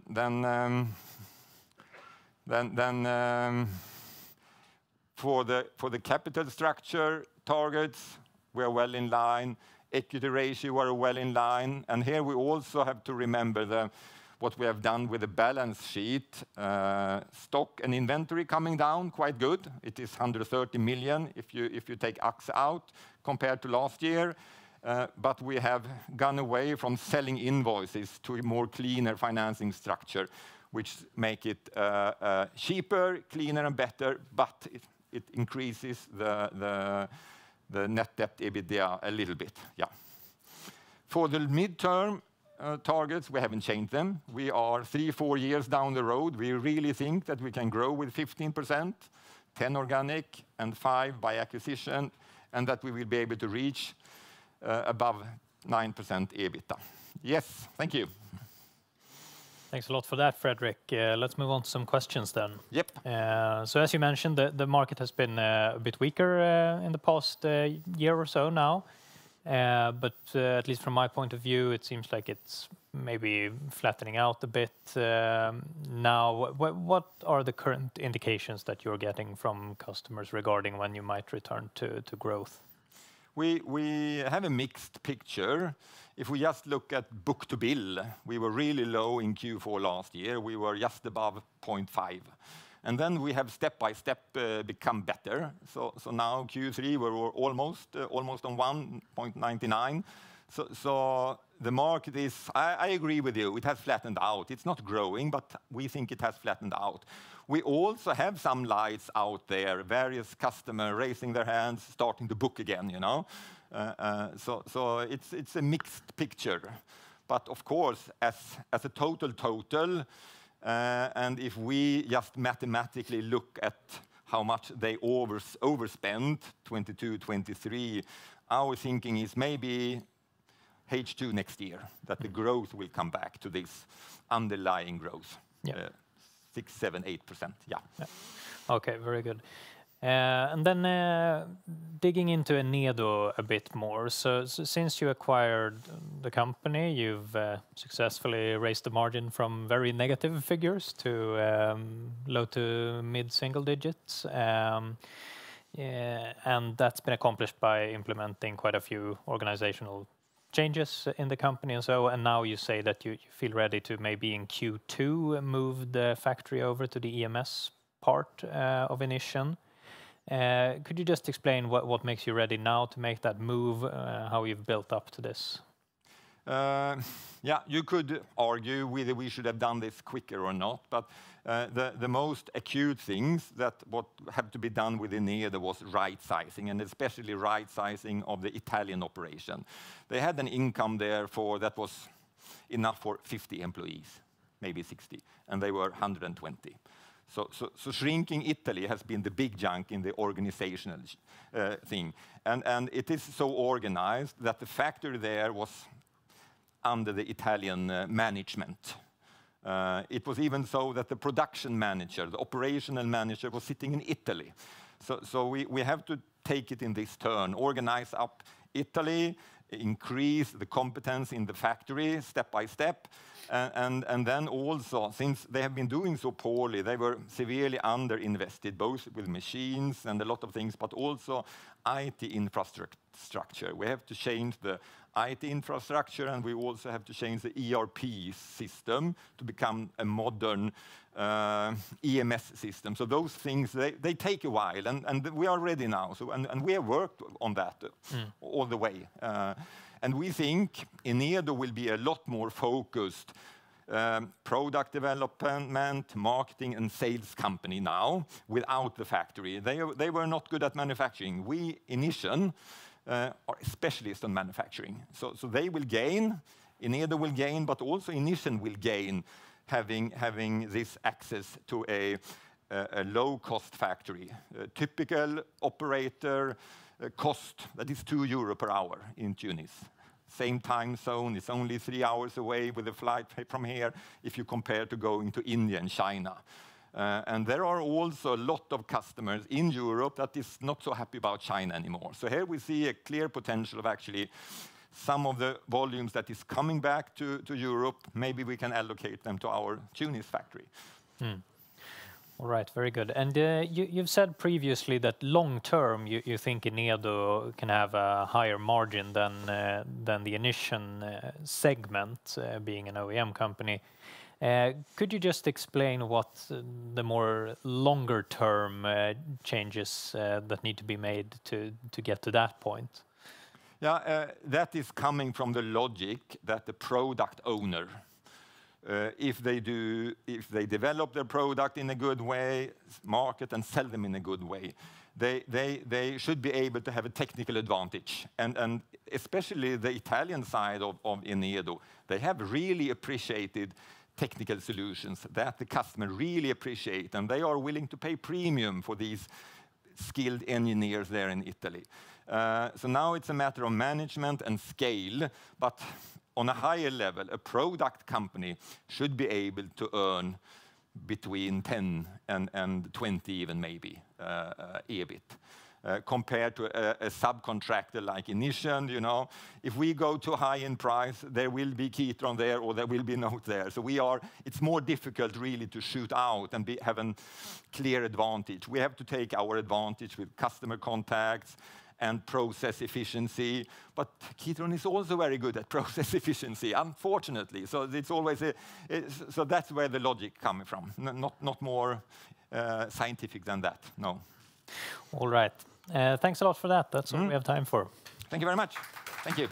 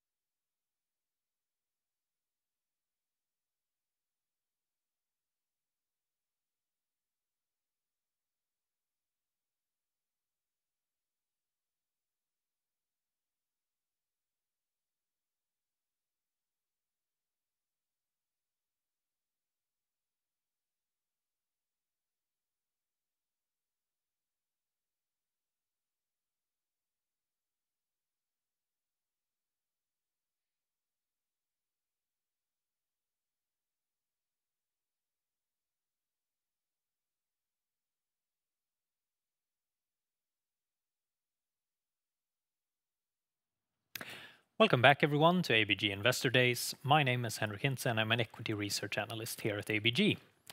With me now, I have the first company that I took up coverage of when I began working at ABG, Freemelt. Go ahead, Daniel. Thank you, Henrik. Okay, my name is Daniel. I'm the CEO for Freemelt. Freemelt, we were founded in 2017, 7 engineers with extensive experience from the industry, all coming from another 3D printing company called Arcam that GE acquired in 2017.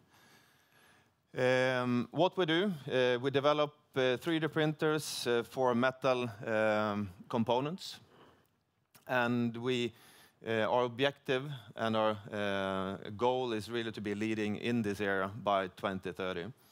So where we focus is really, of course, in areas where 3D printing adds value, and it adds value specifically when it comes to more complex materials, complex components, demanding applications like in defense, in medtech, and also in energy. And what really makes us different, because there's a lot of 3D printing companies, is that we have a modular system. So really this industry has been a lot of focus on prototype printing, and we really focus on serial, let's say, production, why the turnaround and the modular concept that we have is really beneficial. So far, we have sold 29 machines. The first machine was launched 2019, and that is the one that you see on the bottom left here, the Freemelt 1, which is about research. Because 3D printing still, it's a lot about educating the market, really the industrial side, to really educate them about the opportunities of the value with 3D printing. Our key focus so far has been to the academia side. So really work with universities, research institutes, etc. But now we also start to move more into the industrial side. And of the 29 machines, 26 of the machines is the Freemelt 1 that was sold, and 3 is with our first industrial machine called eMelt. And just to mention a few industrial, I mean, with Saab, it's dynamics, which is in defense. So here we do material development for Saab, for a specific application, for a specific material that we have not exposed. But I would say the two major breakthroughs that we have done as a company since the start is that we now signed 2 contracts with implant OEMs. So when it comes to the most mature industry that has adopted to 3D printing is within medtech and implants, and this is where the big volumes are. So we have two of them, 2 of the big ones. Unfortunately, I can't disclose the names of them. We have then, as I said, extensive knowledge technically, and that's also of the 40 employees that we are at this moment, majority is in the technical side. We also have a very experienced board that is led by a chairman called Palmstierna, who actually were the CEO for ABG some years back, also part of the global management of Goldman Sachs. We also attracted, I would say, the most experienced and competent professor in additive manufacturing, Dr. Johannes Schleifenbaum, who is responsible for the Aachen University. And then also we have started over the past 2 years to try to add more strategic leadership, commercial experience to the company, which is my background. I spent 15 years at Sandvik, commercially responsible for their aftermarket business for mining. If you look into then additive manufacturing 3D printing, so what is it? So it's, as you can hear in the name, you add something. So it's the opposite to cut something down from a big piece of steel. So you layer by layer, and you can see it on the upper right side as well. This is actually the electron beam. It's not a couple of layers. It's an electron beam moving 4 kilometers per second. And you push out a layer of powder. You melt it in a specific pattern. And this is the product that we're printing, heat exchanger, as you can see below there as well. This is also a totally digital process. You start with a 3D drawing that you then build after, and which means there is no design limitations as well. So this is also a difference to traditional manufacturing, where you put together, let's say, different kind of parts to get the functional part. Here you can build the functional part in one go, so in one process. Then this is also a distributed manufacturing. And this means that you can actually put your machine where you have the need for the product, so the end product. And especially these days, in this geopolitical situation that you have, of course, there's safety risks of shipping products around the world. Two, you also reduce the environmental impact, of course. The only thing you need to ship is the powder. But also another big thing now regarding local manufacturing is due to the geopolitical situation when, for instance, US is making a big pull now to pull out from low-cost countries and to start to manufacturing themselves in US. And here, of course, you need competence, you need to set up factories. And as I said, this is a totally digital process, which means as long as you have connection to the machine, you can run the machine as well. So this will also help from a competence perspective in that sense.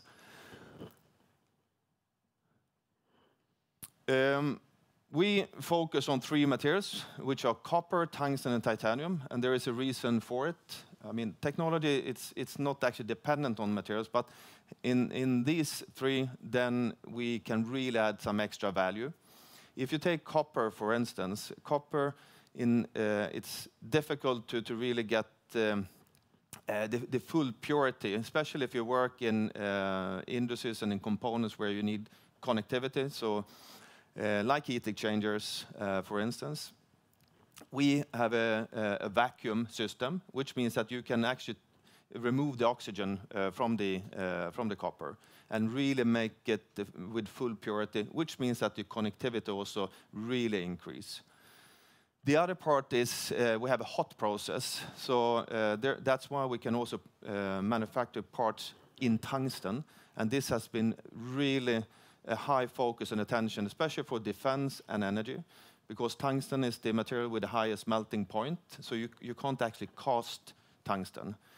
And what we can do when we have vacuum and also this hot process is really to get the highest material properties. And if you go to defense or if you go to energy, they would like to have fully crack-free parts, which is not possible to manufacture with any other kind of technology. The biggest, let's say, adoption so far in manufacturing with additive is in implant business, and that's where you have titanium. And there we can also prove, I mean, this is a more simple material to work with. Even laser machines can print here as well.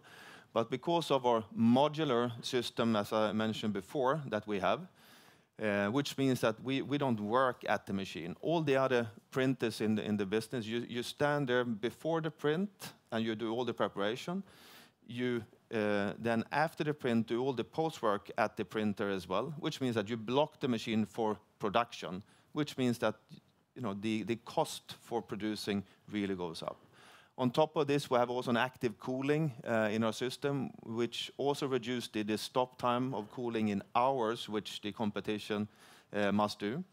So all these things together really gets down the stop time. It really makes the availability for productivity to go up as well. And this is totally unique in this industry. I mentioned about the three sectors that we now focus on. We work with others as well, but we really try to focus here. The demand is really high here. Defense at this moment, it's huge investments globally in defense. And here specifically tungsten, but also copper. And in tungsten, we have a unique position at this moment. And it's typical applications with very high temperatures where tungsten is requested, like in rocket motors, for instance, to give you one example. We have a couple of ongoing customer engagements, both on the research side, but also a couple of US defense companies that we cannot disclose. So we both do material process development and we sell machines, so that's the business model here. For energy, it's pretty much the same. Here it's tungsten, and it's also mainly driven by the geopolitical situation to be less dependent on oil and gas and so forth, and that's why fusion reactors is really a hot topic at the moment, and there's huge investments here. And same kind of thing here. We have a couple of ongoing customer engagements where customers has purchased our machines, or where we help them, like in the UK Atomic Energy Authority, when we help them to develop processes to manufacture tungsten, for instance. And then last is medtech, which I mentioned. I think there's a production of roughly 4.3 million, let's say, implants, hip cups, and knees per year. Roughly 5% is manufactured by additive, so it's a huge opportunity as well. And the industry expected to be more than 20% by 2032. I just want to show you one real example. This is actually the product that you see here. It's actually a small product. So this is pure tungsten. It's fully dense tungsten. The whole industry has actually changed in fusion from beryllium to be the product in the past towards the plasma-facing wall, and now to use tungsten. This we print for one of the biggest fusion reactor projects in the world, and it's 40 by 40 millimeters, so it's very small. So you need 1.5 million of these ones to dress just one test reactor. And there are like 130 of these test reactors now happening or in plan at this moment. So that's the first one, what you see here, the case study. So if we, let's assume that this client have a need of those 1.5 million of just for that test reactor, in the next 3 years, that would drive a need of more than 70 machines to produce it. And today, we are the only ones that can produce it with that kind of productivity, with that kind of material property. The middle case, here it's a combination. So here we are in doing material development at the moment. It's a four-party case. So we have two industrial companies, two big global industrial companies. We have a university and Fremont, and together now, we are going to develop the process to manufacturing, in this case, then for aerospace and energy application, certain products. And if those two customers would turn from traditional manufacturing to additive, it's a huge opportunity. It's more than 1,000 machines needed just to keep the annual volume that they need of those products. And then the last one is one of the implant companies we press released some weeks back, where we're in the proof of concept now when they're trying our technology.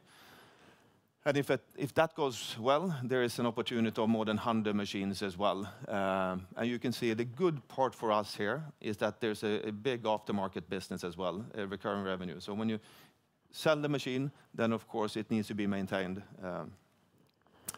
And I think that's the important thing to understand with us as a company and with the industry as such as well. So far, it's been a lot of on the research side. You can see also 90% of sales has been on research. If you go to 2030, then it will be totally opposite. And to get there, we need to help customers to first adapt more to additive manufacturing. And you can see we have a bit more than 20 industrial engagements now when we try to first convince them about additive, and then secondly try to also then prove the value with eMELT's or Fremont's industrial product as well, eMELT. This is a bit of a legacy sales-wise and also installed base-wise as well. So the first machine we put to the market in 2019 and have had a, let's say, a regular kind of sales annually on this.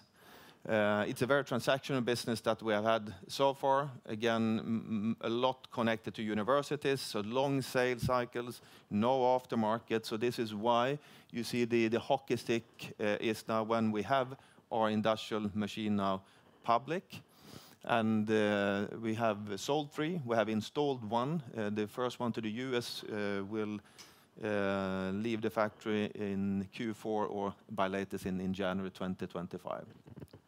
What's key for us now next year in short term, in 2025, is to get into more of production type of orders, so more industrial orders. We have a proof of concept now with, at this stage now, 2 implant companies to make them successful, so they also start to order production machines. We also have worked a lot with defense now. We expect some more volume commitments in defense next year as well. And then our machine, of course, it's we have had the technology in place for 5 years in the market, been tested. But with that said, now it's industrial clients. They have a totally different, let's say, demand on expectations. Why, of course, we need to make sure that the machine also meet the expectations and keep the technology readiness level as well. And then by 2027, then we should expect to see some sort of repeat orders on the first production orders in 2025 and start to scale up our production as well more as volumes are growing.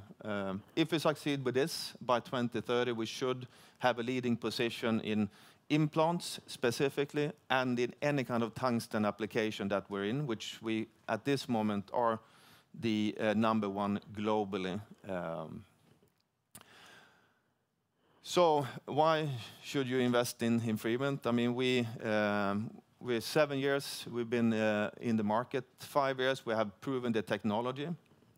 We are a debt-free company. We have invested more than 200 million SEK so far in technology and in an organization that is ready to scale up as well.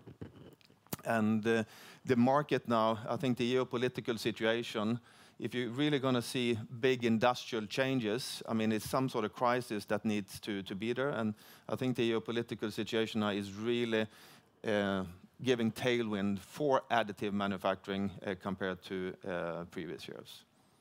So that's all I had. Any questions, I'm happy to answer.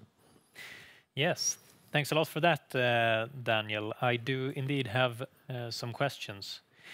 So first of all, I'd like to have a bit of a closer look at the 2 implant manufacturer potential serial production customers here. So they chose different approaches. One ordered a proof of concept study from you, one ordered an eMELT ID machine.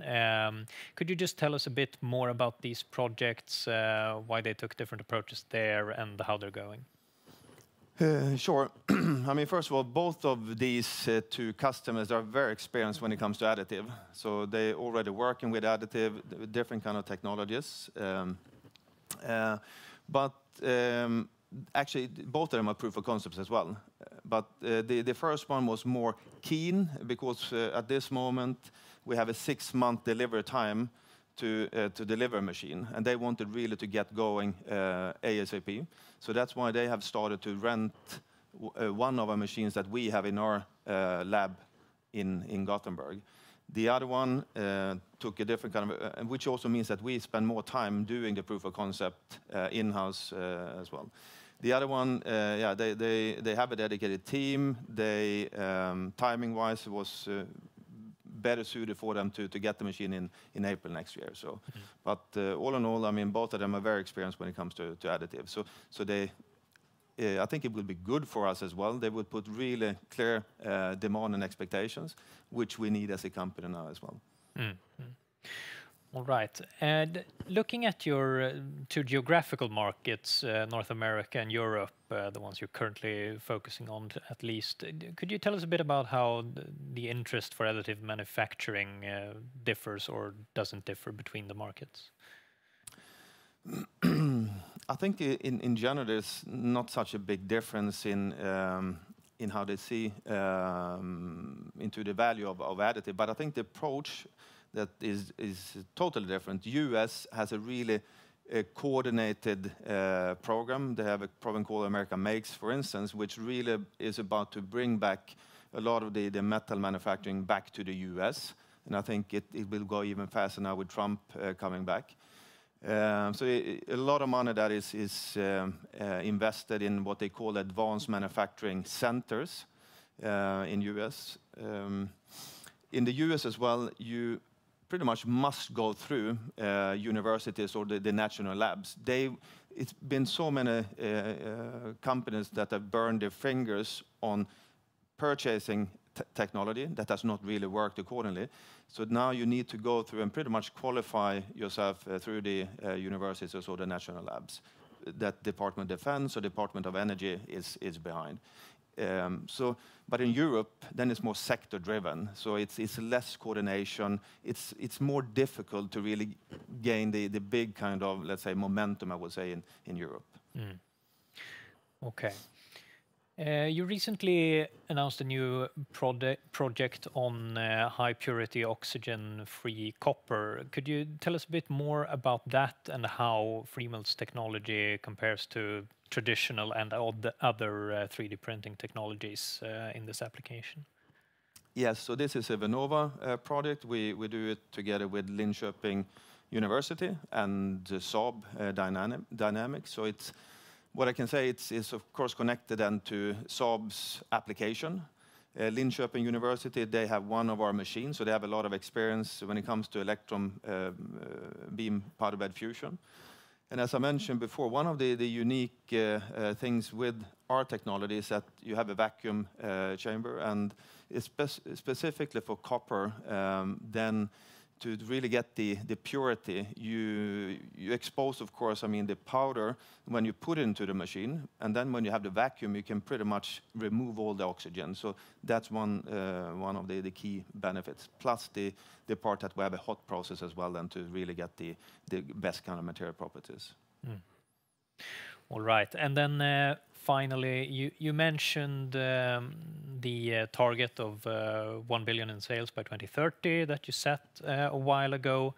How do you feel like the company is progressing towards this target at the moment? I mean, sales-wise, it's a big jump from where we are today. But as I said, I mean, this is now when we're starting to get into the industrial side, that's where volume will come from, and that's also why it's really good now to see the first proof of concept customers as well. But I think if maybe I can go back to this slide. I think this actually demonstrates well. If you look into the matrix here with the 21 ongoing, let's say, engagement with potential industrial customers for serial production, in 2023 we had 3 of them. And so it's really now it's a huge improvement in 2024. So I would say at this moment I think it's looking good. But of course then we need to make this successful as well. So that's not everyone here will go all the way to eMELT, of course. But so yeah, so far so good, I would say. Mm. All right, very good. Thanks a lot for that, Daniel. Thank you.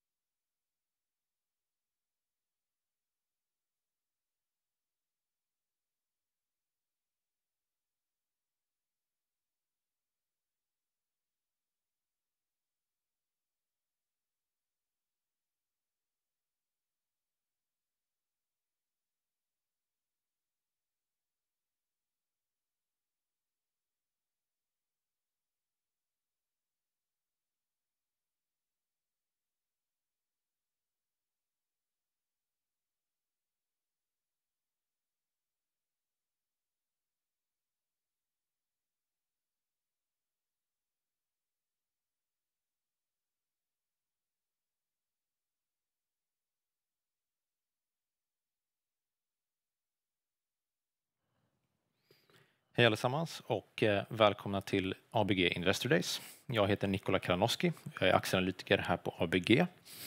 Med oss idag har vi Danesh Sare, senior IR-manager på Verve Group. Tanken är att han ska presentera bolaget för oss i ungefär 20 minuter och därefter kör vi en frågestund på cirka 5 minuter. Så med det sagt, Danesh, så är det bara att köra på. Ja, tack Nikola. Som sagt, jag heter Danesh Sare, jobbar som IR på Verve Group. Och jag kommer gå igenom vår bolagspresentation idag. Lite kort om agendan. Jag kommer prata om vårt bolag, vad vi gör och marknaden vi verkar på. Våra tillväxtdrivare och kort om vår finansiella ställning. Så jag brukar börja med att fråga, hur många här inne har sett en annons inuti en mobilapp? Ja, men cirka hälften eller lite mer. Och vilka här vet vad programmatisk marknadsföring är med en handuppräckning? Ja, inte fullt så lika många. Så jag ska försöka förklara det idag. Vi är Verve, vi är en ledande digital annonsplattform. Så vi är en av de största annonsplattformarna när det kommer till annonsering i mobila appar i världen. Och vi har en stort fokus på Nordamerika. Så ser man en annons i mobilen i USA så är det stor chans att vi är involverade. Lite historik, finansiell historik. Så vi har ökat intäkterna och justerat EBITDA med en CAGR på 46% sedan 2018. Och det här har vi gjort genom en kombination av förvärv och organisk tillväxt. Så vi har förvärvat cirka 30 bolag sedan 2012. Och många av de förvärven var i början av vår bolagsresa. Så på senare tid har det blivit färre förvärv men större förvärv. En överblicksbild över vår organisation idag. Vi har över 1000 mjukvarukunder som genererar mer än $100,000 per år i våra plattformar. Vi levererar mer än 870 miljarder annonsvisningar per år och vi är integrerade i mer än 65 000 appar. Och då når vi cirka 2,5 miljarder användare. Och 80% av våra intäkter kommer från Nordamerika och cirka 10% från Europa. 89% av intäkterna kommer från mobil och cirka 8% kommer från CTV eller Connected TV. Även på svenska skulle man kalla det uppkopplad TV. Men vad gör vi egentligen? Den främsta grejen vi gör är att vi tillhandahåller annonssäljplattformar på mobil. Så det innebär att vi hjälper mobila apputvecklare och publicister att monetisera deras innehåll genom att kunna sälja annonser på ett automatiskt sätt. Och det är det som är programmatisk marknadsföring. Om man tar ett steg tillbaka så kan man säga att annonsmarknaden har egentligen genomgått samma transformation som aktiemarknaden. Så transaktioner som har varit manuella har nu blivit automatiska. Så tänker börsmäklare som stod och skrek på börsgolvet med en telefon har nu blivit ersatta av digitala plattformar där börsmäklare sitter och handlar aktier. Och det är samma sätt annonsmarknaden har transformerats på. Nu handlas annonser på digitala plattformar. Och tidigare gjordes alla transaktioner manuellt och det tog mellan 24 till 72 timmar för att en affär mellan en annonsör och en publicist skulle bli klar. Och idag görs 85% av digitala annonstransaktioner programmatiskt. Och det betyder då att det är en automatisk budgivningsprocess på en digital plattform som är berikad av data och algoritmer och AI-modeller. Och det här exemplet ska jag försöka förtydliga och förklara vad vi gör. Så sett i högre bild, så när en konsument öppnar en hemsida, en app eller en streamingtjänst så skapas en annonsmöjlighet. Så i det här exemplet så öppnar en användare BBC-appen för att läsa om Champions League. En annonsmöjlighet skapas då och publicisten, i det här fallet BBC, vill monetisera deras innehåll. Och då är de ihopkopplade med en annonssäljplattform. Det är där vi kommer in i bilden. Och då berikar man annonsmöjligheten med data och skickar den till en köpplattform som ses på vänster sida. Och den används av annonsörer och mediebyråer för att buda på annonsutrymmen. Och för just det här annonsutrymmet så finns det flera intressenter. Adidas, Angry Birds, ett mobilspelsbolag eller till exempel McDonalds. Men vem som vinner annonsutrymmet bestäms av vem som egentligen budar högst. Det är en automatisk budgivning. Och högsta budgivningen vinner annonsutrymmet och hela transaktionen tar cirka 300 millisekunder. För så fort den här personen öppnar telefonen så måste annonsutrymmet fyllas med en annons. Och i det här exemplet då, så vill Adidas nå män i åldern 20-35 i Storbritannien. Och då lägger de in de kampanjparametrarna i deras annonsköpplattform på vänster sida. Och så fort en man då i det här fallet 30-årsåldern öppnar Champions och läser om Champions League, så skickas annonsförfrågan och Adidas är villig att buda högst för att profilen på användare passar dem bäst. Och de vinner annonsutrymmet. Och det här säkerställer den mest relevanta annonsen för konsumenten, den rätta kundgruppen för annonsören och den högst betalande annonsören för publicisten. Så det blir ett win-win-win scenario. Och vi tjänar pengar genom en intäktsdelningsmodell. Och vi tar mellan 20-50% av hela transaktionen beroende på hur involverade vi är.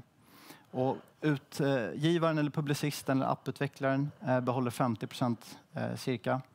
Och 70% av våra intäkter genereras på säljsidan där vi har säljplattformar och 30% på köpsidan där vi har köpplattformar. Lite om våra tillväxtdrivare. Så vi har 4 huvudsakliga tillväxtdrivare. Men det första är att vi är aktiva på snabbväxande marknader. Det är lättare att simma medströms än motströms tycker vi.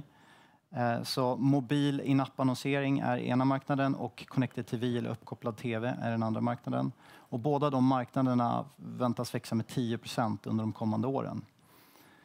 Och vi tar marknadsandelar genom att koppla på nya annonsörer och publicister. Och det gör vi genom att vi lägger till nya produkter. Så vi har introducerat nya annonsformat som helskärmsvideoannonser och interaktiva annonser. Vilket leder till högre pris per annons. Andra nya produkter är lösningar för riktad reklam när man inte har data om individen. Och det blir allt svårare att få det. Och på grund av vår storlek får vi mer data. Så ju fler publicister och annonsörer vi får på våra plattformar, desto mer data får vi. Då kan vi träna våra AI-modeller och våra algoritmer bättre. Och för att förbättra matchningen mellan annonsör och publicist. Eller slutkonsument.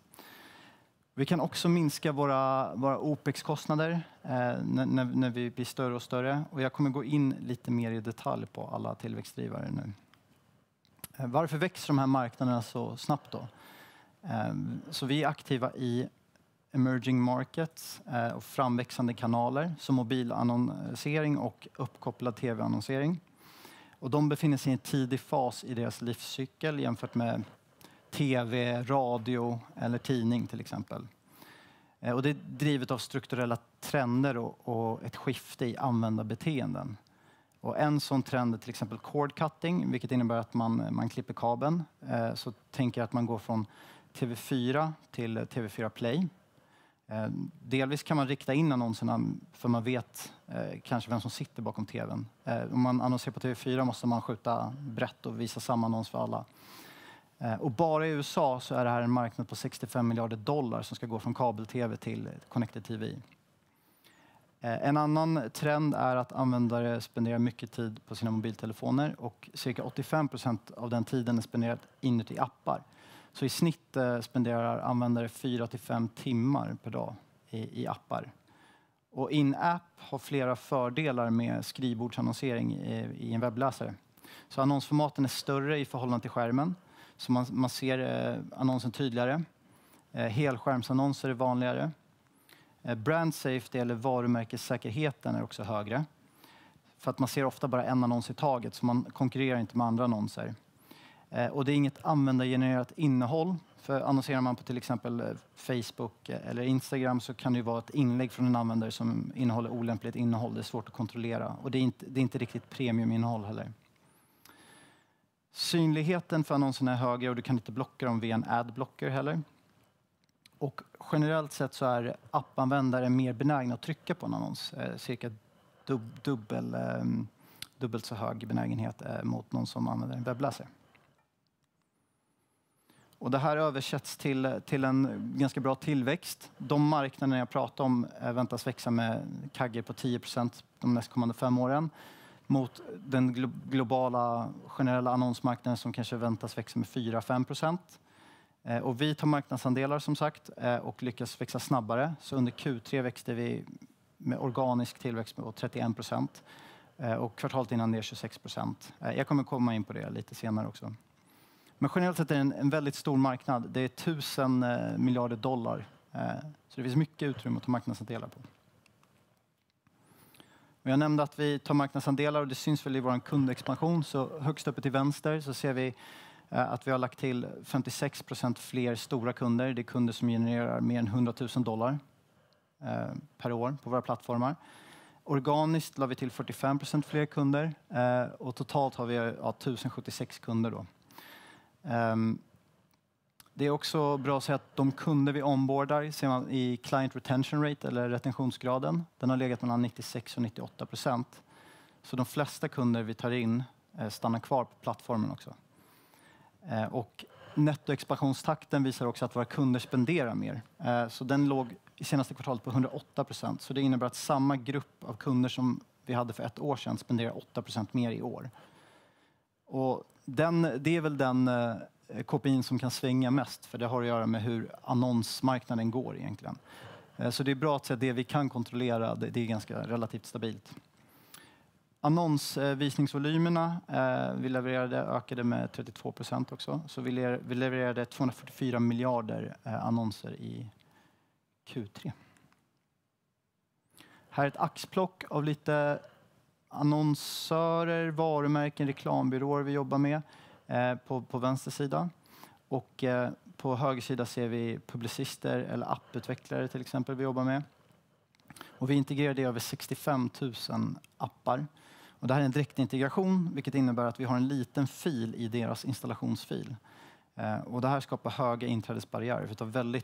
Det är nätverkseffekt, det är lite hönan i ägget. För att få annonsörer måste du ha publicister och för att få publicister måste du ha annonsörer. Så att det är svårt att komma in på den här marknaden. Och mobila förläggare vill egentligen inte ha mer än 4-5 sådana annonssäljplattformar integrerade. Så det är svårt att komma in som en ny spelare också. Och via våra streamingtjänster som vi är ihopkopplade till så når vi cirka 60% av hushållen i USA också. Kort om våra kundvertikaler. Så vi diversifierar kontinuerligt våra kundvertikaler. Så på säljsidan till höger så kan vi se att vi har gått från en stor andel spelutgivare. Så i Q3 2023 så stod de för 39% av vår supply. Och det har gått ner till 31% i Q3 2024. Och den största vertikalen är underhållning, så en streamingtjänst som Paramount Plus till exempel. Och på köpsidan så är den största vertikalen detaljhandel och livsmedelsvarumärken. Så Macy's och Adidas ser ni här. 23% är digitala och sociala varumärken, så LinkedIn till exempel. Och 11% kommer från spel. Jag nämnde nya produkter och vi har introducerat nya annonsformat. Priset på de annonserna är högre och det har bidragit till vår tillväxt. Så dels kan vi onboarda nya kunder för att det är ett attraktivt annonsformat, men också upselling och mer försäljning till befintliga kunder. Och intäkterna från de här helskärms- och videoannonserna har ökat med 233% i senaste kvartalet. Och visst, det växer från en låg bas, men de uppgick till 9 miljoner euro i Q3. Och här kan man se evolutionen också av våra annonser. Det började med små banner ads till nästan en helskärmsannons som kallas native ads till en helskärms interaktiv annons på högersidan. En annan trend är att det blir svårare och svårare att rikta in sig på användare efter Apple gjorde förändringar på sin identifierare på mobil, även kallat IDFA. Google planerar också på att införa liknande förändringar på Android och på webben, så webbläsaren Chrome. Och efter Apple införde de här integritetsändringarna så valde ungefär 20% bara att dela sin data. Så det betyder att ungefär 80% av publiken kommer vara oadresserbar i framtiden om det här är en indikation. För tidigare så var man tvungen att gå in i inställningen och aktivt säga att jag vill inte dela min data med de här apparna. Nu får man frågan direkt. Vill du dela din data? Och då säger 80% nej. Och det har också lett då till en produktlansering eller fler produktlanseringar. Men vi utvecklar därför integritetskompatibla reklaminriktningslösningar. Då. Och en sån är Atom, som man ser här, som står för Anonymized Targeting on Mobile. Och den använder icke-personlig identifierbar data för probabilistisk inriktning. Och på svenska innebär det att vi grupperar individer i anonymiserade grupper som vi kan rikta reklam mot. Och datan lämnar aldrig enheten, vilket är viktigt. Och icke-personlig identifierbar data, det är data som till exempel rörelsedata på telefonen. Så en person som går mycket kan klassificeras som en aktiv person eller en active walker. Innehållet som konsumeras, så en person som tittar på mycket natur och äventyrsinnehåll kan klassas som en äventyrlig person till exempel. Frekventa tidszonsändringar och även om man ser platshistoriken ändras kan tyda på en person som reser mycket. Och då kan vi skräddarsy annonser som är lämpliga för de här grupperna och dela in personen i då en grupp som outdoor, traveler, active walker som ni ser här. Och så kan vi till exempel visa en annons för vandringsskor. Och vi har fått en bra adoption rate för de här ID-lösa reklaminriktningslösningarna. Och det innebär att annonsörer på Apples operativsystem iOS har verkligen börjat använda de här. Och iOS-intäkterna växte med 51% i Q3 till följd av det. Det är en väldigt fragmenterad marknad, väldigt många spelare. Vi är vertikalt integrerade, så det innebär att vi är aktiva på både efterfrågan och utbudssidan. Vi har en konsoliderad tech-stack så att vi kan öka effektiviteten och minska slöseriet. Så det är färre mellanhänder och det innebär mindre slöseri i värdekedjan. Jag nämnde att vår storlek kan göra att vi kan minska kostnaderna. Ett exempel på det är att vi hade flera cloud-kontrakt. Så vi hade Amazon Web Services, Azure, Google Cloud. Och så samlade vi alla och körde bara på Google Cloud. Och vi tror att det kan spara oss 20 miljoner euro över en 4-årsperiod. Så cirka 5 miljoner euro per år. Och det här sammanfattar egentligen det jag pratade om med våra drivkrafter. Och lite kort om vår finansiella ställning. Så vi börjar med några höjdpunkter från vår Q3. Vi uppnådde en organisk tillväxt på 31%. Och en total tillväxt på 45%. Så intäkten uppgick till 114 miljoner euro, upp från 78 miljoner euro. Och justerad ebitda växte med 45%, uppgick till 34 miljoner euro, upp från 23 miljoner. Och det här skedde under god kassagenerering också, och operativa kassaflödet uppgick till 54 miljoner. Vår organiska tillväxt kan man se på höger sida här. Så vi har konsekvent kunnat öka intäkterna och ebitda under de senaste åren, även under en tuffare period. Så 2023 var lite svårare. Men vi uppnådde en organisk tillväxt på 38% under 2021, 18% under 2022 och 5% under 2023. Men för kunderna drog in deras annonsbudgetar under 2023 när det blev makroekonomiska svårigheter. Och så såg vi en återhämtning i Q4 som sen har då fortsatt in i 2024. Så man kan se här att vi växte 21% organiskt i Q1, 26% i Q2 och 31% i Q3. Vårt operativa kassaflöde förbättrades också, så det här är på LTM-basis, så fortfarande en Q4 som ska in också. Men där förbättrades operativa kassaflödet till 119 miljoner euro, upp från 69 miljoner euro. Och efter räntekostnader och maintenance capex så uppgick kassaflödet till 67 miljoner euro, upp från 23 miljoner euro. Och vi har ganska hög andel räntekostnader. Men vi tror att vi kan minska dem med 10-15 miljoner euro efter en refinansiering. Och vi gjorde en tap issue på vår obligation i juli på 65 miljoner euro. Där vi minskar kreditmarginalen med 2,5%. Och det leder oss till balansräkningen och vi är på god väg att minska skuldsättningsgraden.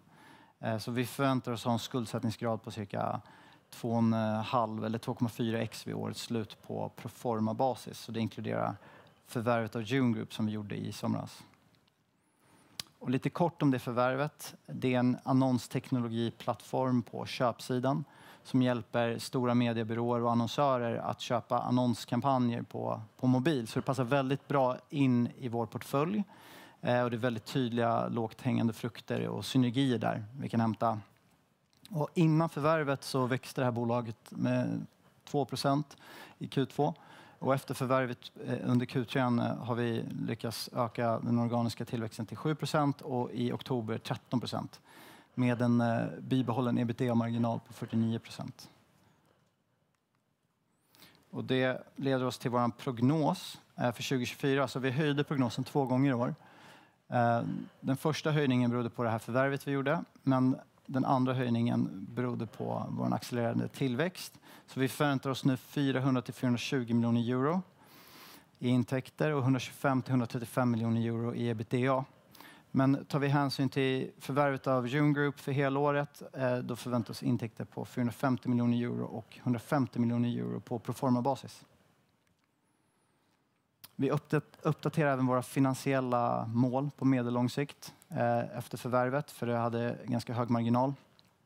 Så vi förväntar oss en tillväxt på 25-30% intäktstillväxt, med en ebitda-marginal på 30-35%, en ebit-marginal på 20-25% och en skuldsättningsgrad på mellan 1,5 till 2,5x gånger justerad ebitda. Och kort för att sammanfatta, vi har en ledande marknadsposition och väldigt väl positionerade med vår annonsteknologi. Vi är väl diversifierade med mindre än 5% av intäkterna från toppkunder. Vi har starka kreditmått och kommer ytterligare minska skuldsättningsgraden organiskt.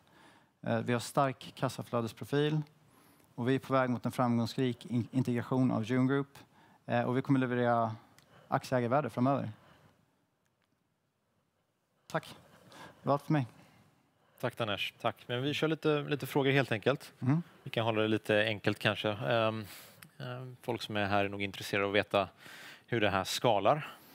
Det låter ju väldigt skalbart, så att bara kan gå igenom om ni får 1 extra krona i omsättning. Hur mycket är det som trillar ner på lönsamheten då? Ja, men det är en bra fråga. Det är all incremental revenues, så som du säger, om det trillar in 1 krona till. Cirka 45-50% bruttomarginal på det. Så att det är ganska låg andel fixed costs och personalkostnader. Så det är ungefär så unit economics. Ja, men det var exakt det jag var ute efter. Och sen som man tar konkurrens här då, det är en ganska fragmenterad marknad. Ni finns mycket i USA. Hur ser konkurrensen ut, säg globalt? Och vilka är huvudkonkurrenterna i det här området? Jag tror man får dela upp det i, det finns en del man kallar det öppna internet. Och det är egentligen alla aktörer som inte är en del av walled gardens. Och walled gardens är de som kontrollerar hela ekosystemet. Så bara för att lägga pusslet lite, så till exempel Google är walled garden. För köper en annons på YouTube, då måste du gå via Google på köpsidan. Och det är de som säljer annonsen på utbudssidan också. Så du måste gå via Google för att köpa en annons på YouTube. Du kan inte gå via en annan spelare. Så därför kallas de walled gardens. Google delar kanske 45% av de intäkterna med publicisten. Och i det fallet, de betalar ju ingenting för innehållet. För på YouTube skapar ju folk innehåll gratis åt Google. Men baksidan med det är väl att fördelen att de inte betalar något för innehållet, men baksidan är väl kanske att det inte är premiuminnehåll. Om du skulle jämföra det med att annonsera på Disney Plus eller en streamingtjänst till exempel. Och de tar väldigt höga marginaler eftersom de har liksom låst in alla aktörer i den värdekedjan. Så de walled gardens som finns är väl Meta, Snapchat, Google och Amazon till exempel. De attraherar idag 2/3 av alla världens annonsbudgetar. Medan det är bara 1/3 av tiden som spenderas på internet som spenderas in i walled gardens. Så det blir lite som, för att använda finanstermen, en crowded trade. Och eftersom annonspriser sätts av utbud och efterfrågan så blir det att annonspriserna blir lite högre inom det ekosystemet. Och jag tror det var en tröghet för är du en CMO, alltså en Chief Marketing Officer på ett stort bolag, du kommer aldrig få sparken för att du lägger annonsbudget på Google eller Metas ekosystem. Det är liksom en no-brainer ställe att lägga det på. Och vissa har väl inte experimenterat och gått utanför dem. Och jag tror det är det vi lite ser nu med marknaden, att den delen där vi opererar på, öppna internet med mobila appar, streamingtjänster som Netflix, Disney+, det börjar flöda in mer pengar där. Och man inser att alla kan inte lägga sina annonsbudgetar. Just det. På walled gardens helt enkelt. Ja, men jättebra sammanfattning därför. Och marknaden som vi sa, den är ju dels koncentrerad mot walled gardens och sen så har ni sådana som er. Vad skulle du säga är konkurrensfördelen för just Verve inom er nisch? Ja, den första skulle jag säga är våra ID-lösa annonslösningar. Och det blir lite som en counter-positioning mot resten av marknaden som förlitar sig på cookies. För då kannibaliserar de sig själva om de börjar utveckla liknande lösningar. Så det är den ena. Och det driver väldigt, du ser intäktstillväxten på iOS till exempel på 51%. Så det driver mycket tillväxt just nu. Den andra är att vi är direktintegrerade i så många appar. Det tar väldigt lång tid att få den direktintegrationen. Och för att ge lite bakgrund så har vi konkurrenter som Magnite och PubMatic. De hade inte den här direktintegrationen i apparna. Och när de ville börja sälja mobil in-app-annonsutrymme var de tvungna att gå via andra aktörer och köpa det, för de hade inte direktintegrationen. Och sälja vidare det annonsutrymmet. Och det skapar fler aktörer i värdekedjan att göra så. Så man vill ha den direktintegrationen, det tar tid att bygga ut. Så det är en stor fördel. Ja, men det tycker jag var väldigt tydligt. Dessvärre har vi lite slut på tid. Jag får tacka för presentationen, det var jättetydligt, och tack till alla andra som lyssnade.